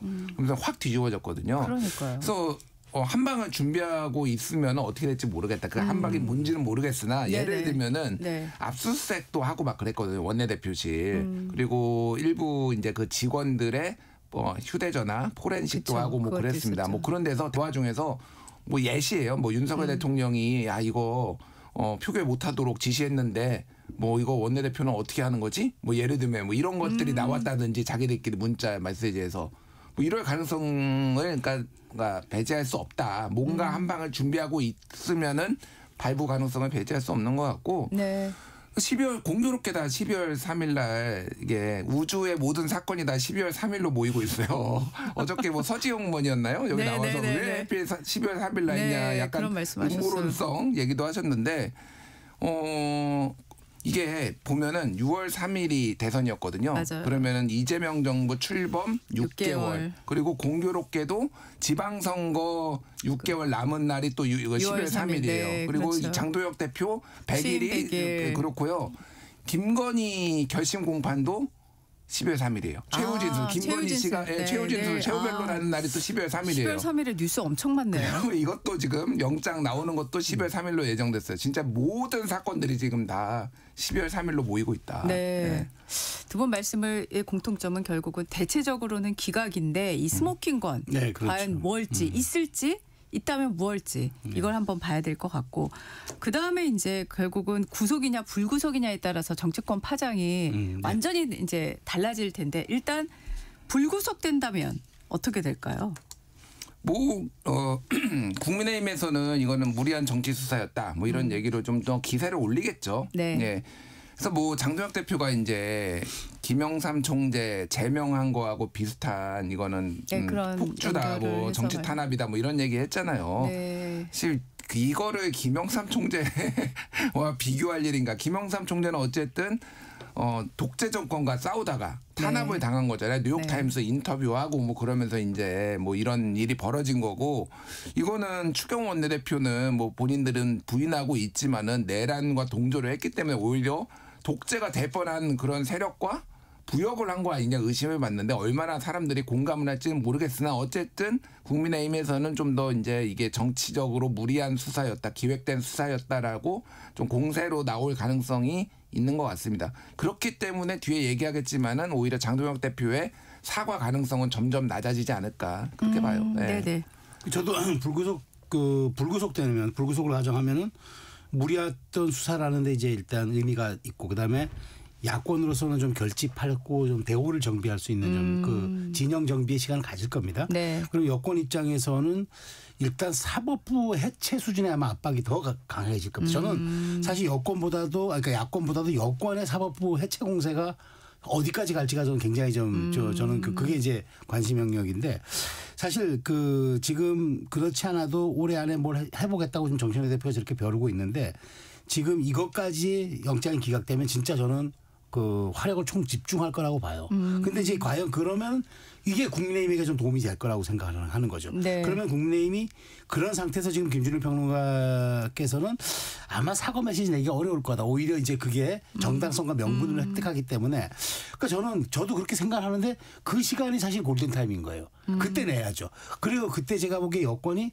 사법부에 대한 아주 물량적 총공세를 다 가할 텐데 그때 오히려 중도에다가 소구하고 중도 메시지 외연 확장을 내면은 당연히 중도층에서는 민주당 너무한데 그다음에 국민의힘 입장에서는 저 기각도 된 데다가 뭔가 좀 전향적인 메시지가 나온다. 그래서 저는 이게 사안은 불구속이라는 똑같은 사안인데 여권과 야권이 완전히 다르게 받아들일 거거든요. 그 상황에서 국민의힘 장동혁 대표의 메시지와 스탠스에 가 어디가 있을까? 그게 저는 굉장히 주목할 만한 그 이번에 정치 포인트 올 연말에 그 주목해야 될 포인트라고 봅니다. 만약에 구속영장이 발부되면요. 발부되면은 이거는 이제 그야말로 전국경 이거는 전쟁이겠죠. 전쟁이겠죠. 왜냐하면 네. 이렇게 진짜 발부가 되면은 장 대표 입장에서는 사과 메시지 못 내죠. 저는 못 낸다고 봐요. 그러면 못 내죠. 왜냐하면 이게 어떻게 되겠냐는 제가 보기에 이거는 완전 전선이 정말 그 빙하기대로 돌아갈 겁니다. 그렇게 되면 장동혁 대표 입장에서는 체제 전쟁이라는 본인의 지금 일종의 상징 자본을 더 강하게 할 것 같고 정청래 대표 입장에서는 내란 정당 해산이라는 강력한 카드를 또 가지고 나오면서 지금 여권에서 약간 좀 불거지고 있는 이른바 정청래 비토론에 대해서 그걸 좀 상쇄하려는. 왜냐하면 외부의 적을 앞에 두고는 내부가 단결하기 마련이니까. 그래서 저는 이게 발부가 되면은 저는 이것 또한 헌정사에 몇 번 없는 저 경색 정국이 올 거라고 저는 생각이 됩니다. 네, 김준일 평론가께서는 어떻게 생각하세요? 아니 뭐 비슷한 거고 근데 중요한 거는 정치권도 정치권인데 국민들이 어떻게 판단하느냐가 중요하잖아요. 그러면은 뭐 구속영장이 발부된다고 해서 그게 유죄를 의미하는 건 아니지만은 굉장히 많은 국민들은 어느 정도 입증이 됐구나라고 생각을 할 거 아니에요. 그러면 말씀하신 대로 내란 정당이라는 그 딱지 프레임은 더 강화될 수밖에 없고 사과를 하기가 더 어려워진다라는 것도 저도 공감하는데 사과에 대한 압력은 더더욱 세지겠죠. 국민들은 굉장히 궁지에 몰릴 거예요. 이렇게도 할 수 없고 저렇게도 할 수 없고 사실은 좀 힘들어질 겁니다. 네네. 잠깐 두 분 말씀하신 거를 들으면서 이런 질문이 떠올랐거든요. 그러니까 영장이 발부되든 그리고 영장이 발부되지 않든 제가 정청래 대표의 입장에서 보면은 발부가 안 되면 사법개혁 압박이 더 커질 것이고 만약에 발부가 되면 위헌정당 심판과 관련된 목소리를 더 키울 수 있을 것이고 관련 법도 사실 발의가 돼 있는 상황이고요. 그래서 굉장히 그 지금 민주당 정청래 대표의 입장에서는 이게 굉장히 중요한 포인트가 될 것 같아요. 어떤 쪽으로 해도 제가 보기에는 본인의 이 당대표로서의 그 입지를 확실하게 더 키울 수 있는 그런 상황이 되지 않을까요? 지금 말씀하신 것처럼 그래서 제가 합리적인 의심이 드는 게 왜 굳이 대통령 순방 중에 권리당원 강화에 대한 그 투표를 그러니까 그걸 했을까? 그러니까 이걸 본 거예요. 12월 3일이면은 그 이후는 가든 부든 어떤 식으로든 본인의 좀 본인이 주도하는 그런 정치의 장이 펼쳐질 걸로 봤기 때문에 약간 좀 다크 이슈 같은 것들은 그 전에 정리하자. 그래서 다 미리 해놓은 거라고 봐요. 이미 그거는 이제 다음 달 중앙위원회에서 아마 처리할 겁니다. 그러니까 이미 그건 이미 12월 5일이죠. 이미 불은 붙여졌어요. 그러니까 뭐 제가 보기에 그건 뭐 통과 의뢰 같은 느낌이 좀 드는데 자 그렇다면 정청래 대표 입장에서는 12월 3일 이후는 정말 본인 입장에서는 제가 아까 전망한 대로 가면 가대로 분면 부대로 할 수 있는 거 다 하는 거예요. 그래서 그렇게 되면 정청래 비토론이 이따 당내에서 잠복기에 들어갈 겁니다. 아니 이런 엄중한 상황에서 대표 흔들면 되겠냐 또 이렇게 될 겁니다. 그때는 용산의 고민이 좀 깊어지겠죠. 이거 거기에 다 동조하려니 이 이른바 뭐 법 왜곡죄라든가 이 사법부에 대한 과도한 공격은 국정 운영에 전혀 도움이 되지 않는 거고 저렇게 또 정청래 대표를 그냥 방조하기도 좀 그렇고 그러면서 또 서울시장 선거에서 또 김민석 총리에 대한 얘기도 나오고 아마 여러 가지 고민해볼 지점들이 그러니까 정청래 대표 입장에서는 큰 장이 섰지만 용산 입장에서는 이거 관리하기 조금 델리케이트한 이슈가 될 수도 있겠다는 생각이 들어요. 아니 뭐 대체로 동의하고 뭐 정청래 대표뿐만이 아니라 그냥 민주당 전체가 국민의힘에 대한 공세가 강화가 되겠죠. 뭐 크게 보면은 어쨌든 지방선거를 앞두고 뭐 어떤 이슈 전쟁에서 프레임 전쟁에서 우위를 점해야 되기 때문에 뭐 이건 정청래 대표만의 이득은 아닌 것 같고 다만 이제 그 최근에 나오는 소위 말하는 빈집털이론 빈집털이론이요? 대통령이 순방만 가면은 빈집에서 뭔가를 한다라는 이 빈집털이론은 제가 곰곰이 좀 생각을 해봤는데 저는 네. 그거는 좀 동의가 안 된다. 네. 무슨 얘기냐면은 빈집털이론이 성사가 되려면은 대통령이 해외 순방에 나가면은 뭔가 일을 만들고 대통령이 국내에 있으면은 잠잠히 있어야 되잖아요. 근데 정청래 대표나 법사위의 뭐 강성 뭐 의원들은 그런 거 그냥 계속 하던 대로 해요. 제가 보기에는 대통령이 국내에 있으나 해외에 나가나 그냥 가끔 가다가 대통령이 가끔 해외 순방을 나갈 뿐이에요. 그러니까 어쩌다 보니까 그래서 그냥 그분들은 맨날 하던 대로 한다. 정청래 대표가 그렇게 뭐 자제를 했습니까? 대통령이 국내에 있다고? 그러니까 김준일 평론가 말씀은 그렇게 치밀하게 한 계획한 건 아니다. 그 얘기잖아요. 그죠? 그냥 하던 대로 맨날 하던 거예요. 그분은. 그렇군요. 알겠습니다. 이 12.3 메시지를 어떻게 내놓을까에 대한 얘기 지금 이 말씀 중에 다 녹아 있어서 지금 국힘 안에서는 사과해야 된다 목소리 내시는 분들이 이제 공개적으로 얘기를 하고 계시잖아요. 근데 이 지금 이분들의 어떤 사과 요구가 그냥 메시지를 내라는 요구하는 차원에서 끝날까요? 아니면 이게 일종의 어떤 움직임, 내부에서의 어떤 새로운 움직임으로 좀 전개될 수 있을 가능성이 있을까요? 어떻게 보세요? 이게 다 맞물려 있잖아요. 지금 모든 사건들이 막 다 몰려 있잖아요. 그렇죠. 그러니까 네. 장동혁 대표에 대해서 압박이 있지만은 지금 정부 이재명 정권의 야당 탄압이 있는데 이게 지금 사과를 가지고 당 대표를 지금 흔들어도 되겠냐라는 목소리가 굉장히 커질 것 같아요. 지금. 그래서 지금은 갑론을박이 있지만은 일단은 싸우자라는 쪽으로 갈 수밖에 없는 여론. 그러니까 뭐 양당 다 당 대표의 어떤 그립감, 지배력이 좀 더 강화될 수밖에 없는 거고. 네.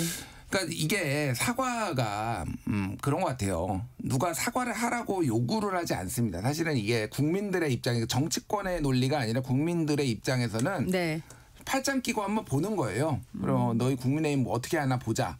라고 했을 때 이거를 지금 뭐 사과를 하는 게 맞느냐 아니냐 지금 논쟁이 있고 우리끼리 싸우니까 안 해야 된다. 뭐 김재원 최고위원 뭐 그런 얘기도 하고 그러는데 이게 사과를 한다고 바로 마음이 녹지 않아요. 그거는 예전에 박근혜 대통령 탄핵 때도 마찬가지였어요. 그때도 뭐 우리가 사과를 해야 되네, 석고대죄 해야 되네 했지만은 그게 녹는데 시간이 걸렸거든요. 마음이 녹는데. 제가 말하는 건 뭐냐면은 대범하게 가야 된다.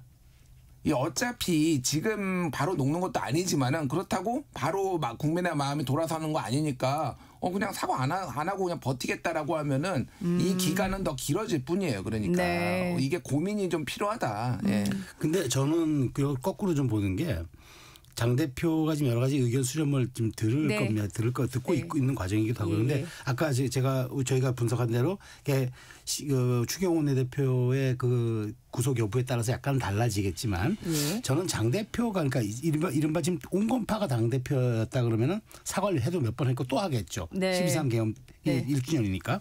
자 그런데 장 대표 입장에서는 강경파라고 지금 우리가 좀 알려져 있고 어쨌든 지금 좀 강력한 지지층에 좀 기대고 있다 이런 이제 분석들이 많은데 그럼 이런 분의 입에서 정말 전향적 사과가 나오면은 그 감동과 파장이 더 클 것 아니겠습니까? 원래 우리가 기대하지 못했던 곳에서 뭔가 나올 때 그게 더 파장과 효과가 큰 것처럼 저는 장 대표가 굉장히 그 뭐랄까 변신에도 좀 능하고 그다음에 유연한 사고를 가진 분이기 때문에 그 아까 변수 그러니까 독립 변수 두 개를 제외하고 나서 제가 그러니까 그냥 지금 현상적으로만 본다면 저는 나올 가능성이 크다고 봐요. 왜냐하면 내년 지방선거 지금 물론 강성 지지층에서는 하면 안 된다 얘기도 하고 장 대표도 뭐 우리가 허리를 숙이면 허리를 부러뜨릴 거고 우리가 정말 몸을 엎드리면 몸을 밟을 것이라고 그렇게 얘기를 해서 사과의 필요성을 얘기하지 않고 있지만 그렇지만 저는 현실적으로 내년 전국 단위 지방선거를 앞두고 내년 1월이면은 전체적으로 지방선거 전국으로 갈 텐데 그때까지 언제까지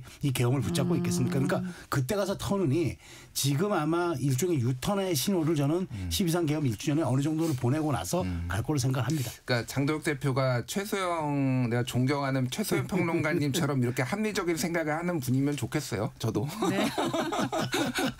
알겠습니다. 자. 참 이슈가 빠르게 바뀌어요. 그런 생각이 참 많이 드는데요. 대장동 항소포기 관련한 얘기를 잠깐 하고 넘어가겠습니다. 어제 국정조사 관련한 협상했는데 결국 불발됐잖아요. 그 조건 3가지를 국힘이 내건 네. 거를 더불어민주당 쪽에서 철회하라 요구했는데 네. 지금 그 상황에서 이제 멈춰 있는 거죠. 네. 지금 시점에서는. 네. 이거 앞으로 어떻게 될 거라 생각하세요? 네, 예, 국민의힘의 협상력이 매우 떨어져 있어요, 사실. 그러니까 민주당 입장에서는 네. 지금 이미 게다가 모든 관심이 이제 이 무슨 국정조사 뭐 이런 거에 지금 가 있지 않잖아요. 우리도 지금 뭐 이거 뒤에 얘기하고 있잖아요.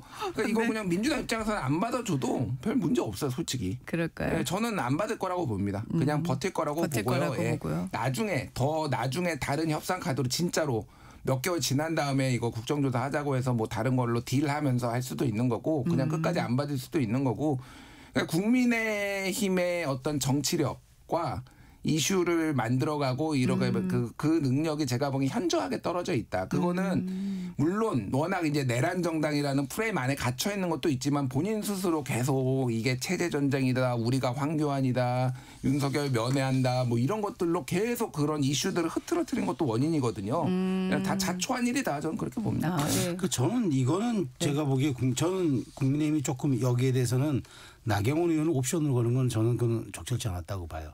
정말 집중해야 될 건 대장동 항소 포기 사건을 국정조사 테이블에 올려놓는 거예요. 그게 목적이었으면 되는데 네. 왜 여기에 그렇게 했을까? 저는 처음에 이 이슈가 됐을 때부터 저는 국힘이 다 양보해야 된다고 얘기했어요. 일단 이거는 법사위든 뭐든 올리면 된다고 저는 봤어요. 국정조사 하는 게 중요하다. 하는 게 중요하다. 다른 거 다 여야 뭐 의원 동수도 필요 없고 다 어쨌든 다 들여줘라. 왜냐하면 그게 열리는 순간 생중계가 될 거고 네. 그 과정에서 이슈가 될 거고 이 지점은 결국 이재명 대통령을 향해서 최종적으로 가리킬 수밖에 없고 네. 그 과정에서의 논의 자체가 이미 국민의힘이 이 이슈에 대해서 우위를 점하고 가는 그런 구도였는데 지금 그래서 민주당이 국민의힘 전격 수용하니까 좀 당황했어요, 사실은. 그런데 또 나경원 의원 옵션을 거니까 이건 얼씨구 나고는 이걸 가지고해서 버텨보자 갈 겁니다. 예. 그래서 저는 이걸 왜 꺼내 들었을까? 이건 정말 의미 없는 일이라고 보는데 어쨌든 저는 이 이슈는 무조건 야권에 유리한 이슈이기 때문에 테이블에 올려놓고 논의만 해도 네. 이 이슈가 지속될 수 있는 굉장히 좋은 호재를 왜 이렇게 그 몇 가지 옵션을 걸어서 굳이 갔을까라는 좀 아쉬움은 들고 이 부분 철회하면 민주당이 공색해지는 거죠. 안 받으면 안 되는 상황이 되는 거죠. 네. 저는 그래서 이거는 좀 국민의힘 원내 지도부가 좀 고민해 볼 필요가 있다고 봐요. 네. 지금 또 하나 이제 이슈가 되고 있는 게 국회 패스트트랙 충돌 사건인데 지금 검찰이 이제 항소 포기를 했고 나경원 의원을 비롯한 분들은 또 이제 항소를 하겠다고 했고 지금 이런 상황으로 전개가 되고 있는데 이 상황은 검찰이 대장동 포기 때 항소를 했기 때문에 이렇게 이 건에 대해서도 항소 포기를 하겠다라고 예상하셨어요? 어떻습니까? 좀 가능성이 있다라고 봤어요. 네. 가능성이 있다고 봤고 좀 거칠게 얘기하면은 이래도 난리 저래도 난리 항소를 포기해도 난리 항소를 해도 난리 뭐 예상이 되잖아요. 항소를 만약에 했으면은 그럼 야권에서는 대장동은 항소 포기하고 왜 이거는 항소하냐. 뭐 물론 이제 형량이라는 게 예를 들면은 나경원 의원은 구형이 징역 2년인데 절반 이하로 벌금 2,400만 원이 나왔으니까 있다라고 하지만은 그렇게 따지면은 다시 이제 그거 돌아간 김만배나 뭐 이런 사람들은 12년 구형에서 8년 나오고 뭐 정영학은 8년 구형에서 4년 나오고 이랬으니까 그것도 문제다 이렇게 얘기할 거 아니에요. 그러니까 이게 저는 이게 지금 뭐 민주당에서는 지금 검찰을 성토하고 있는데 정말로 그 수사팀만의 단독 이 결정이었을까? 개인적으로는 이거는 검찰 수뇌부도 고민을 했을 테고 법무부하고도 어떤 교감이 있었을 가능성도 있어요. 그러니까 차라리 항소 포기를 함으로 인해서 그래 우리는 원래 항소 자제하는 게 이게 최근에 우리의 트렌드야. 검찰이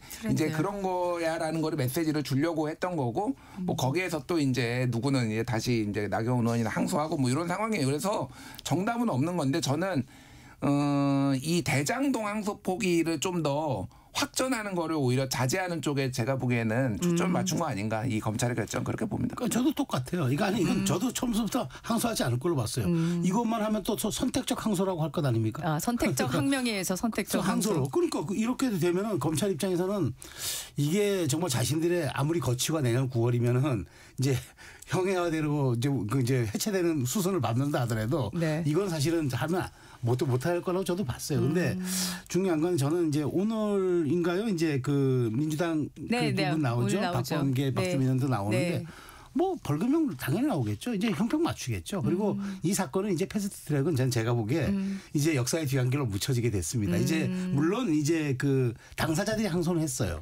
했지만 제가 보기에 그게 뭐 이미 전직 의원들이 된 분들도 많고 뭐 지금 뭐 현직 의원들도 뭐 이걸 가지고 본인들이 이미 의원직 다 유지가 되는 상황에서 굳이 더 뭘 회복할 명예가 있다는 건지 뭐 저는 그건 잘 모르겠습니다. 그렇기 때문에 저는 이제 어쨌든 오늘 이제 그 민주당 의원들에게 아마 벌금형이 선고되고 그럼 또 국민의 그 검찰도 또 아마 안 할 겁니다. 항소를. 그러면은 자연스럽게 이 패스트트랙 사건은 이제는 역사의 뒤안길로 이제 저는 사라지게 된다고 봅니다. 알겠습니다. 자, 지금 내란 특검이 한덕수 전 총리에 대해서 징역 15년을 구형을 했는데 이게 관련된 다른 재판들에도 영향을 미칠 거다. 가늠자다. 형량에 대해서 얘기하는데 15년 형량에 대해서는 뭐 적절했다고 생각하십니까? 어떻게 보세요? 저는 한 20년 정도 구형을 예상을 했어요. 20년이요? 그렇게 한 이유는 뭐냐면은 그 12.12 내란 때 그때 이제 내란 우두머리인 전두환을 제외하고 굉장히 많은 그 소위 말해서 이제 주요 임무 종사자들이 상당수가 구형을 그때 15년을 받았어요. 그때 당시에. 그런데 이 사안은 더 한덕수 총리의 어떤 뭐 지위라든지 국무총리와 그때 국가의 2인자 그리고 어떤 그때보다 그 특검 실제 이제 그때 구형하면서 그 얘기했어요. 그때 반란 12.12 군사 반란보다 더 심각한 문제다. 왜 그러냐면 우리나라는 민주화가 됐고 40년 이상 지나서 민주화가 된 상황에서 이렇게 해서 국가의 위신을 떨어뜨렸다. 저도 그렇게 생각을 하거든요. 그러니까 15년에 5년 더해서 20년 하지 않을까라고 했는데 좀 관례대로 이게 뭐 법조인들이 판사도 그렇고 검사도 그렇고 과거의 사례도 이제 찾아보거든요. 많이 이거 어떻게 했나. 그래서 그냥 15년으로 맞춘 것 같다 그렇게 봅니다. 네. 저는 15년 정도 사실 예상을 했어요. 왜냐하면 그게 이제 12.12 군사 반란 이후 이제 이제 5.17 계엄 때 그때 이제 주영복 전 당시 국방장관에 대해서 이제 그 재판부가 얘기한 게 있는 게 그때 이제 이 주영복 그때 당시 국방장관도 나도 뭐 어떻게 해볼 방법이 없었다. 내가 적극 참여한 게 아니다만 지금 한덕수 총리와 비슷한 취지의 그런 변론을 했어요. 그런데 뭐라고 재판부가 얘기했냐면은 당신은 하류 그러니까 즉 하급 관료가 아니다. 그 위치에 있는 사람이라면 그 위치에 걸맞는 책임 있는 행동을 했었어야 했다. 그렇기 때문에 중형을 내렸는데 최종 대법원 판결이 7년 받았어요. 7년. 7년인가 8년인가 어쨌든 그거 받았어요. 그래서 막 저는 구형이 통상 우리가 마지막 3심까지 가서 내리는 게 최초 구형이 한 절반 되거든요. 그러면은 저는 그게 그래서 한 15년 나오지 않을까 생각했는데 15년이 나온 거죠. 그때 맞춰보니까 한덕수 총리도 그랬잖아요. 국정의 2인자임에도 불구하고 내가 어떻게 해볼 방법이 없었다. 난 그렇지만 내가 찬성한 건 아니다. 이게 주요 골자잖아요. 재판부가 그러니까 그 특검 아마 그걸 가지고 이제 구형을 했는데 이제 재판부가 이 부분을 당시 상황과 비슷하게 받아들일지 어떻게 처리할지 그걸 한번 좀 지켜봐야죠. 네, 알겠습니다. 자, 이제 지방선거 얘기를 좀 하다가 잠시 쉬었다가 다시 또 돌아오면 될 텐데요.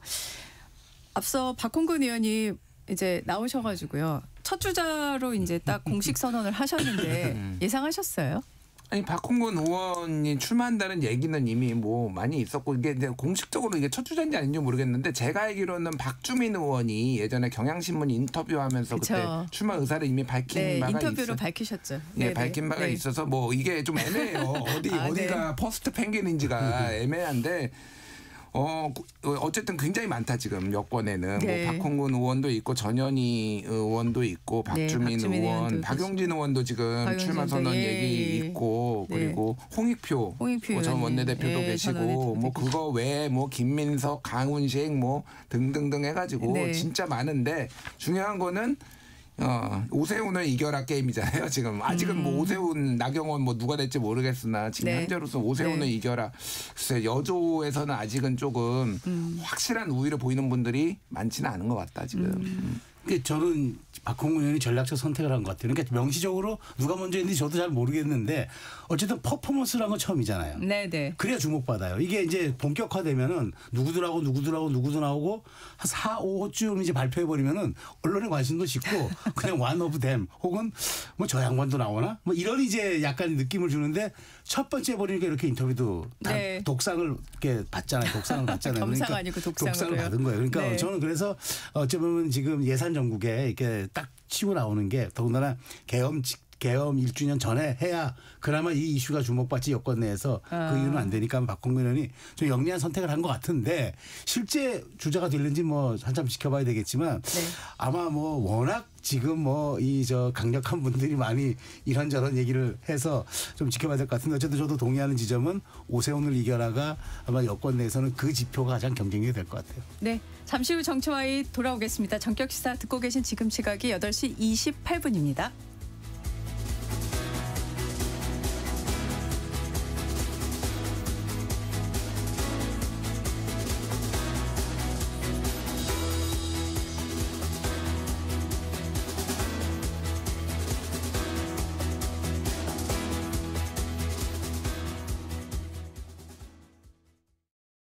잠시 후 8시 반부터 일부 지역국에서는 해당 지역 방송을 보내드립니다.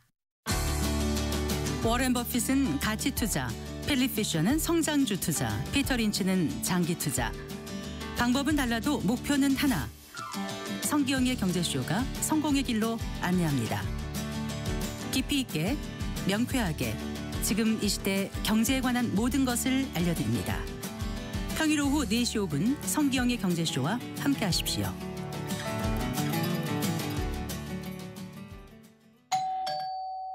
편지 왔습니다.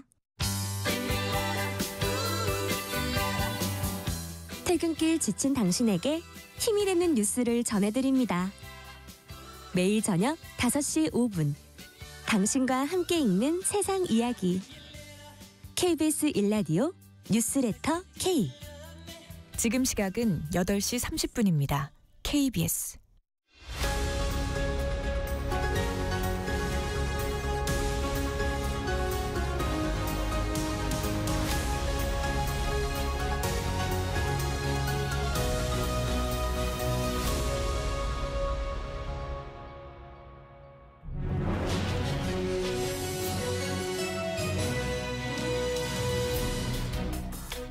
네. 다시 한번 이어가겠습니다. 지금 지방선거 얘기를 하다가 잠깐 쉬었다 오니까 제가 잠깐 화이트가 됐네요. 지금 여권에서 앞서 말씀하신 대로 많이들 지금 출마를 하겠다고 선언을 하시거나 또는 의견을 피력을 하고 계신데 그만큼 이번에 서울시장 선거에 대해서 더불어민주당에서 이길만 하다라고 판단하는 게 기본적으로 작용하고 있는 것 같아요. 여러 가지 이제 과거의 사례를 봤을 때 이게 가능성이 높다라고 보는 이유가 있는데 일단은 대통령 선거가 치러진 다음에 그다음에 1년 안에 그 1년 안팎에 치러진 선거는 다 여당이 압승을 했어요. 그게 대표적인 게 2007년 이명박 당선 그리고 2008년 총선에서 범보수가 거의 200석이 나왔어요. 그때 민주당 81석인가 나왔거든요. 네네. 그 정도로 이제 쪼그라들었고 2017년 대선에서 문재인 후보가 이긴 다음에 2018년 지방선거에서는 TK 빼놓고는 광역단체장 다 가져갔습니다. 그때. 그 정도로 이 영향을 줘요. 그러니까 어쨌든 새로운 정부에 좀 힘을 실어주자라고 패배한 정당은 아직도 그 패배 후유증에서 이제 허우적될 가능성이 높고 게다가 이게 그냥 패배도 아니고 이제 내란 정당이라는 이런 프레임 안에 갇혀 있는 거잖아요. 그러니까 여기에 모두가 이제 이번 기회다라고 보는 것 같고 오세훈 그러니까 서울이 근데 다만 보수화된 거는 명백해요. 그러니까 보수화됐다라는 건 뭐냐면은 네네. 연령이 굉장히 높아졌어요. 네, 유권자 연령이. 유권자 연령이 뭐 도봉구 같은 데 있잖아요. 이런데 민주당의 텃밭이라고 했는데 그쵸. 김재섭 의원이 되기도 하고 왜 그러느냐. 거기 평균 연령이 55세예요, 지금. 이 정도로 완전히 지금 늙어가고 있다. 왜 그러냐면은 집값이 비싸니까 20대는 오히려 약간 뭐 자취도 하고 그러니까 서울에 있는데 막 30대, 40대는 다 40대. 밀려나고 있어요. 그러니까 밀려난다는 표현은 적절치 않지만 상대적으로 집값이 싼 이동을 곳으로 하시는 이동을 하는 뭐 이런 상황이 벌어지고 있으면은 이게 지금 쉽지 않다. 게다가 부동산 문제 지금 굉장히 여론이 안 좋거든요. 여론조사 보면은 특히 젊은 세대들은 정부의 부동산 대책에 대해서 안 좋아요. 그러니까 내로남불이다. 민주당 정권. 자기들은 뭐 소위 말해서 젊었을 때 꿀 빨고 뭐 갭 투자해서 하다가 뭐 이런 것까지 하면은 그렇게 만만한 선거가 되기는 되기는 쉽지 않다. 그러니까 본선에서 이길 가능성이 있다고 판단하는데 실제 또 그 시장 마켓은 그렇게 쉽지 않을 거다 이런 생각이신 거잖아요. 상대적으로 이길 가능성이 높아진 거지. 네. 그게 뭐 이렇게 무조건 나가면 이긴다라가 아니가 아까 말씀드렸죠. 오세훈 시장이 뭐 어찌 됐든 그동안 4번을 시장이 됐잖아요. 그동안 이긴 사람이 강금실, 한명숙, 박영선, 송영길이에요. 그러니까 이 민주당 쪽에 강력한 후보들 어쨌든 다 이겨왔거든요. 그 오세훈이 만만한 사람이 아닌 거죠. 그러니까. 정치적 환경은 여권에게 유리한 건 맞아요. 정치적 환경은. 네. 그렇지만 좀 디테일하게 뜯어보면은 네. 여권이 이번에 이기 쉽지 않을 거예요. 저는 왜 그렇게 보느냐면은 일단 기본적으로 오세훈이 누리는 독점적 지위가 있어요. 우리가 흔히 얘기하는 에펠 이펙이라고 하거든요. 네. 프랑스의 상징 랜드마크잖아요. 그러니까 이게 네. 호불호, 좋거나 싫음을 떠나서 네. 계속적인 노출 빈도와 주목도가 높아져 있고 네. 여권에 지금 때리기 때문에 그 여권의 때리기가 지금 더 가속화되니까 그것을 그냥 반사이익은 오히려 오 시장이 보고 있어요. 이를테면 한강버스 같은 논란도 오 시장이 계속 뭐 일을 하네. 어쨌든 오세훈은 뭘 한다는 자꾸 이제 종묘 논란도 그렇고 자꾸 그런 게 부각되는 거죠. 유권자들은 디테일한 걸 잘 몰라요. 일단 뭐 표면상으로 드러난 거 딱 뉴스를 들어도 일감으로 보면은 자꾸 뭐가 주목도가 높아지는구나 이렇게 되기 때문에 어쨌든 정치적 환경은 쉬울 수는 있어도 그건 외부 환경일 뿐이고 내부로 들어가면 쉽지 않다. 또 하나 여권의 딜레마는 그거죠. 딴 데 다 이겨도 서울시장 지면 지방선거 진 거예요. 그게 이만큼 서울시가 상징성이 있어요. 물론 지금 뭐 유권자 지형이라든가 여러 가지 그 내부적인 어떤 지표들을 놓고 보면은 서울이 보수화되어 있는 건 맞긴 하지만 그럼에도 불구하고 사실은 이제 그 민주당은 해볼만 하다고 생각하는 건 같아. 근데 문제는 오세훈에 근접할 만한 그 네임밸류를 가진 사람이 없다는 거예요. 김민석 총리조차도. 김민석 총리는 더더군다나 2002년 트라우마가 있어요. 그쵸. 그렇기 때문에 제가 보기에 어쨌든 이번 선거는 여권이 마음 품겠으나 그렇게 녹록치 하진 않은 선거가 될 것 같아요. 네. 지금 그 관련해서 이제 당내 관련한 그 국민의힘 관련한 질문을 좀 드려볼게요. 이제 오세훈 서울시장이 경선 룰 변경 지금 비판하고 나섰잖아요. 예, 당심을 50%에서 70%로 올리는 거에 대해서 지방선거 경선 시에 자, 이 부분이 지방선거하고 연결지어서 봤을 때 국민의힘에 어떻게 작용을 할까요? 뭐 7대3 당심을 높이는 거는 아마 갈 것 같아요. 지금 뭐 분위기를 봤을 때 좀 확고하더라고요. 지도부 뭐 이런저런 의견이 나와도. 네. 저는 이게 이제 직접적으로 대입하기는 어렵지만은 과거 사례를 보면은 2021년 서울시장 보궐선거에서 그때 당내 경선을 했잖아요. 그때 네. 오세훈 시장이 됐을 때 득표율이 그때는 50대 50이었어요. 네, 41% 당내 경선에서 얻었어요. 그때 나경원 의원이 36% 얻었습니다. 대략 5%포인트 차이예요. 근데 이거를 당심을 50에서 70으로 올리면은 이거는 뒤집어질 수도 있다.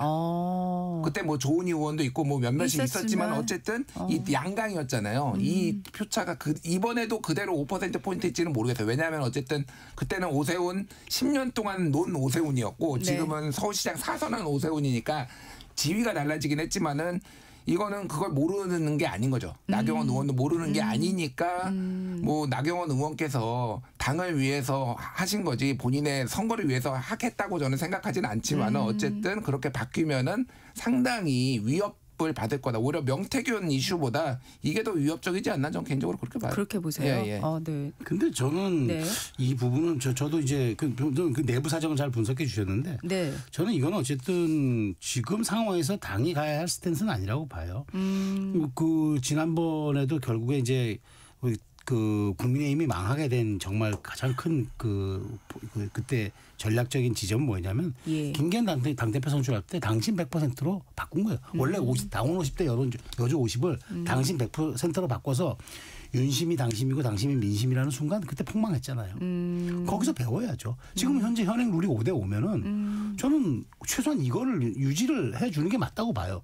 왜냐하면 이거는 죄송합니다. 지난번 선거에도 유효했고 그러면 이걸 굳이 바꾸려면 그만한 이유가 있어야 되는데 국민의힘이 점점점 쪼그라들고 있는 상황에서 지지층이 확장되지 못하고 지금 여러 가지 지표들 놓고 보면은 답보돼 있는 상태에서 더 좀 축소하는 길로 가겠다. 이거는 사실은 전국 단위 선거를 앞두고 그 제2당이 가야 할 그 방향인가? 저는 거기에 좀 동의하기 어렵기 때문에 특히나 이제 뭐 사실 대구 쪽 TK 쪽에서는 아무 의원들이 지금 코멘트가 없는 거는 거기는 뭘 해도 상관이 없으니까 네. 그런데 수도권은 이게 민감하죠. 더더군다나 제가 그랬잖아요. 경기도는 몰라도 서울을 이기면 국민의힘이 이기는 건데 이렇게 해버리면은 과연 확장력 있는 후보가 나올 수 있느냐? 뭐 구청장까지도. 네. 뭐 시장도 시장이지만 구청장까지도 몇몇 먹을 수 있는 그 구청장도 못 먹을 수 있으니까 지금 이렇게 얘기를 나오는 것 같은데 이 부분은 몰라요. 당 지도부까지 최종 결론을 내야 되는데 좀 지켜봐야 될 것 같아요. 근데 뭐 존경하는 최소연 평론가님이 직접 이름은 언급 안 했지만 결국은 나경원은 확장성이 없다라고 돌려서 말씀하신 거랑 마찬가지예요. 그렇게 말씀하시는 게 되는 겁니까? 안 한다고 하는데. 이게 지금 또 민주당에서도 1인 1표제 갖고 12월 5일 날 최종 결정이 되겠지만 이것도 지금 계속 논란이잖아요. 근데 일단 첫 질문은 보안장치 얘기를 하는데 보안장치가 나올 수 있습니까? 1인 1표제를 거스르기는 힘들 거예요. 그동안 이재명 당대표 시절부터 당원 주권 시대 얘기를 했고 정청래 대표도 당원 주권 강화 그 시대 뭐 되게 공약이라고 얘기를 하고 있잖아요. 그래서 이재명 대표가 원래 얘기했던 거다라고 정청래 대표가 얘기를 하고 있잖아요. 네. 그 누구도 이 당원 주권 시대 1대1에 대해서는 말을 안 해요. 왜 절차가 이러느냐 그렇죠. 뭐 이런 얘기를 하고 가죠. 있잖아요. 네. 그러니까 저는 뭐 이거는 선택의 문제라고 봐요. 그러니까 원래 200대 1이다가 60대 1이었다가 20대 1이었다가 1대 1 되는 거잖아요. 그 방향성은 어쨌든 그렇게 왔으니까 뭐 그러려니 합니다, 사실은. 근데 이제 대의원이 이제 민주당에서 작년에는 이름이 바뀌었지만 원래 전국 대의원 대회에서 전당대회 맞아요. 이름 자체가 전국 대의원 대회였더라고요. 예, 이게 유구한 역사가 있고 대의원들한테 그러면 어떤 거를 조금 롤을 더 부여할 것인가 그리고 소위 말해서 영남 지역에서의 어떤 대표성 이런 것들을 조금 강화하는 쪽으로 나오긴 할 텐데 이거 롤 자체가 사실 큰 변동이 있기는 어렵고 저는 12월 5일 날 통과될 거라고 보고요. 네. 근데 다 하나 이제 지금 사실은 여기에 1대1에 20대 1에서 1대1에 많은 주목을 하고 있는데 그거 말고도 당원 강화를 한 룰들이 지방선거 관련해서 굉장히 커요, 사실은. 왜냐면 광역하고 그 비례대표 네. 예전에는 거기에 상무위원들 소위 말하는 중앙 시도당 이제 위원장들 이런 데에서 거의 이제 심사를 한 거를 권리당원 100%로 했어요. 아, 그것도 굉장히 크네요. 예, 그럼 앞으로 비례 이제 비례가 다 있잖아요. 광역단체도 네네네, 그분들은 그냥 당원 유튜브만 나가면 되는 거예요. 그러니까 많이 보는 그거 아무 필요 없으면은 이거는 이재명 당대표가 임명했던 시도당 위원장들의 힘을 다 빼놓는 거거든요. 4인 이상이 될 경우에는 경선에서 예비 경선해 가지고 3인만 올리는 걸로 돼 있는데 그것도 100% 당원 투표입니다.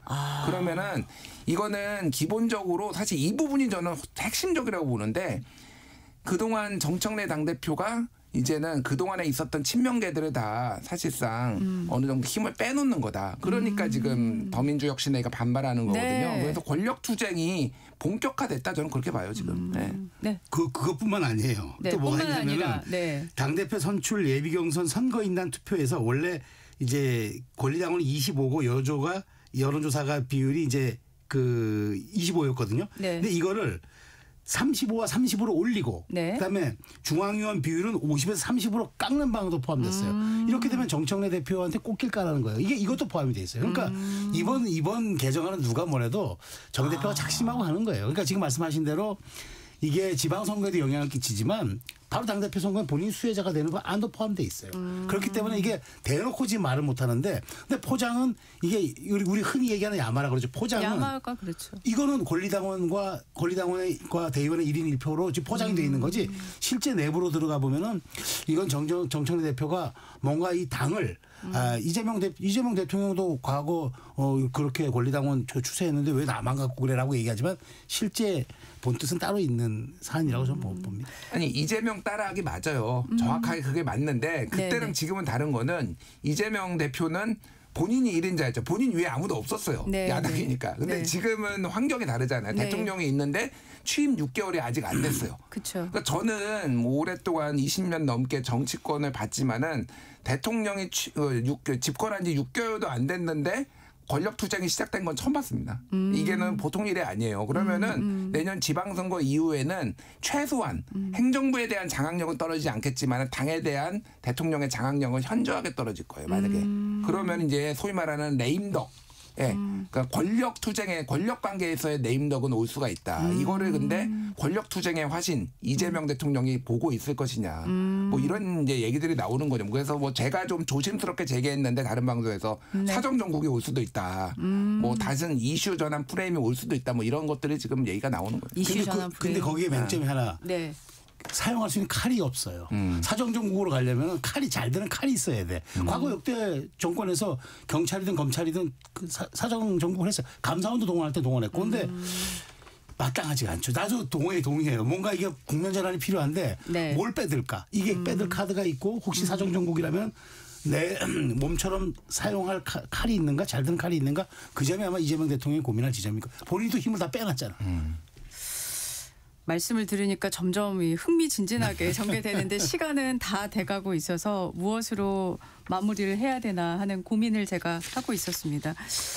자, 우리 지금 정치 상황이 진짜 매일매일 지금 했는데 마지막에 김민석 총리가 서울시장 경선에 나설 것이라는 얘기했다가 최근에 당대표 얘기가 나온 것도 지금 이 얘기하고 맞물려 있을까요? 짧게 부탁드릴게요. 예, 서울시장을 되면 좋은데 안 됐을 때 리스크가 너무 커요. 총리직도 날아가고 국회의원직도 날아가고. 근데 당대표는 어쨌든 네. 효과는 비슷한데 국회의원직은 만약에 지더라도 유지할 수 있는 거잖아요. 그리고 더 지금은 정청래를 막아라 거의 이런 게임이 될 가능성이 높아서 저도 서울시장보다는 당대표로 출마할 가능성이 높다고. 네. 저도 당대표의 그 무게를 실어요. 왜냐하면 말씀드린 대로 네. 2002년 트라우마가 있는데 그 이후에 18년 낭인 생활을 했어요. 이명박 대통령과 그때 지고 나서. 그렇기 때문에 다시 그 힘든 가시밭길보다는 그래도 미래가 최후 그래도 일정하게 보장된 당대표를 통해서 오히려 이재명 대통령을 등에 업고 나갈 공산이 크다고 저도 봅니다. 네, 오늘 말씀 여기까지 듣겠습니다. 김준일 시사평론가, 최수영 정치평론가였습니다. 고맙습니다. 감사합니다. 날씨 정보 듣고 돌아오겠습니다. 전격 시사 날씨 정보입니다. 서울 현재 기온이 영하 0.7도, 체감 온도가 영하 3.4도입니다.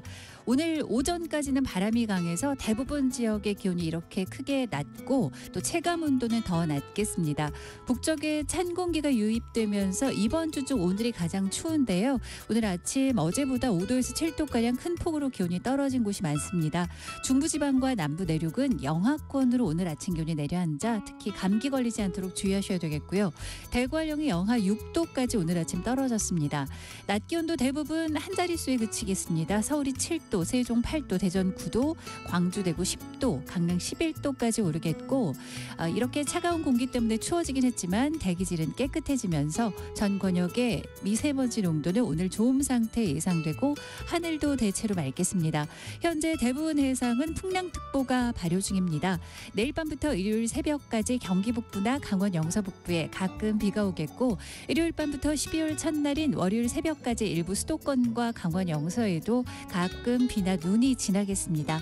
다음 주 중반에는 서울이 영하 6도까지 떨어지는 등 다음 주 내내 전국 곳곳에 한겨울 추위 예상됩니다. 지금 서울 기온 영하 0.8도입니다. 전격 시사 날씨 정보 최영우였습니다.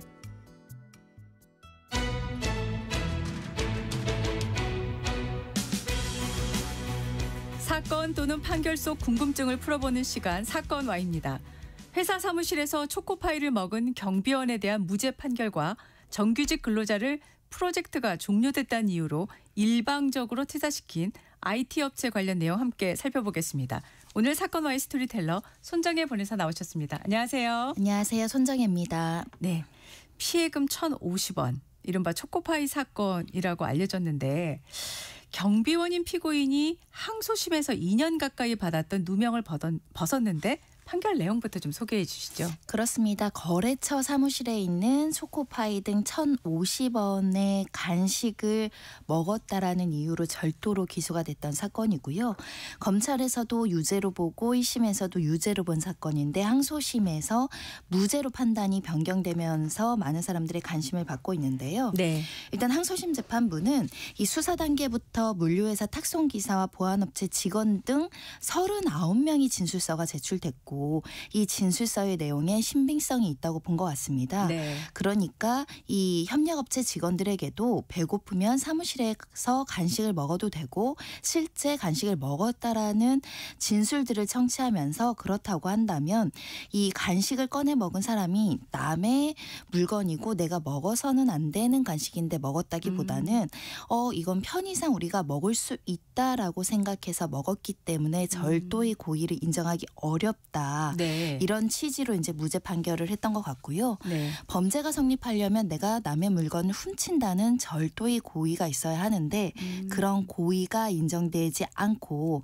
이 피고인은 탁송기사들이 초코파이를 제공할 권한이 있다고 충분히 착오할 수 있었다. 네. 이렇게 무죄로 판시했습니다. 네. 말씀하신 대로 관행적으로 냉장고에 있던 초코파이 과자를 먹은 건데 그 당시에는 왜 이게 문제가 됐던 건가요? 일단 회사 내부에 여러 가지 사정들이 있었던 것 같습니다. 네. 기계적 형식적으로 보면 이 회사의 직원이 아니고 직원들에게만 제공한 간식이었기 때문에 협력업체라고 할지라도 그것을 먹을 권한이 없다. 이런 관점에서 이 사건이 시작이 된 것 같은데요. 일단 검찰에서도 벌금 50만 원에 대한 약속 기소를 했고요. 법원에서는 50만 원 많다. 5만 원의 약식 명령을 내렸는데 약식 명령도 벌금형입니다. 그러니까 네. 유죄의 처벌이라는 측면에서 이 피고인 A씨는 받아들이기 어렵다라고 정식 재판을 청구를 했고요. 그런데 1심 재판부에서는 유죄의 5만 원을 그 벌금형을 유지를 했는데요. 첫 번째는 이 사건 사무실이 협력업체 직원들이 막 출입이 그렇게 자유로운 공간이 아니라 제한된 공간이었다. 네. 그리고 냉장고도 사무공간 안쪽 깊숙한 곳에 있어서 다른 직원들이 접근하지 않는 장소였다. 그래서 피고인이 냉장고에 대해서 자유롭게 먹을 수 있다. 이런 권한이 없다는 사실을 잘 알고 있었을 것이다. 이렇게 유죄로 판단한 사건인데요. 이렇게 유죄로 판단하면서 1,050원의 어떤 소액의 어떤 간식에 대해서 절도죄로 처벌하는 게 맞느냐. 네. 소위 장발장 사건 아니냐라고 관심이 일게 됐고요. 실제 전주지검에서는 시민들의 의견을 듣기 위한 시민위원회도 개최를 했는데 네. 이 참석한 12명 시민들은 처벌하는 것보다 기회를 주자 이렇게 의견을 냈다라고 알려지고 있습니다. 네. 자, 궁금할 수밖에 없는 게 그러면은 이 지금 회사의 어떤 사정이라는 게 어떤 부분이 있었던 걸까요? 아무래도 이 비정규직 노조와 회사와 사이에 약간의 어떤 노조 간의 갈등에 비롯된 문제 아니냐. 왜냐하면 실제 간식을 먹을 권한이 없는 사람이 먹었다고 하더라도 1,050만 원으로 고소해서 절차를 진행하는 건 상당히 번거로운 일이거든요. 그렇죠. 1,050원밖에 안 되는데. 네, 왜냐하면 네. 들어가는 시간과 비용과 증인으로 그렇죠. 가야 되고 직원들도 참고인 조사를 그러니까요. 받아야 되는 걸 생각하면 그럼에도 이렇게 고소고발과 항소심까지 갔을 때에는 이 원청과 하청업체 사이에 여러 가지 노조 간의 문제, 노동자들 사이에 구조적인 어떤 트러블이 있었기 때문에 이 사건이 제기됐을 것이다라고 이제 볼 여지가 있는 것이고요. 네. 특히 이 ACA 사건과 관련해서 금속노조 현대차 비정규직 지회도 입장문을 냈습니다. 이 재판부의 온정과 많은 분들의 관심 덕분에 무죄를 받게 됐다라고 네. 이야기를 했고요. 상호 호의로 이어져 온 수십 년간의 관행이 하루아침에 범죄가 되는 상황을 받아들이기 어려웠다 토로했습니다. 네. 자, 지금 현대차 장발장으로 불린 이유가 벌금형 1심대로 갔다면 지금 이 피고인의 일자리 경비 일자리 유지하기 어려운 그런 상황도 지금 작용을 한 거죠.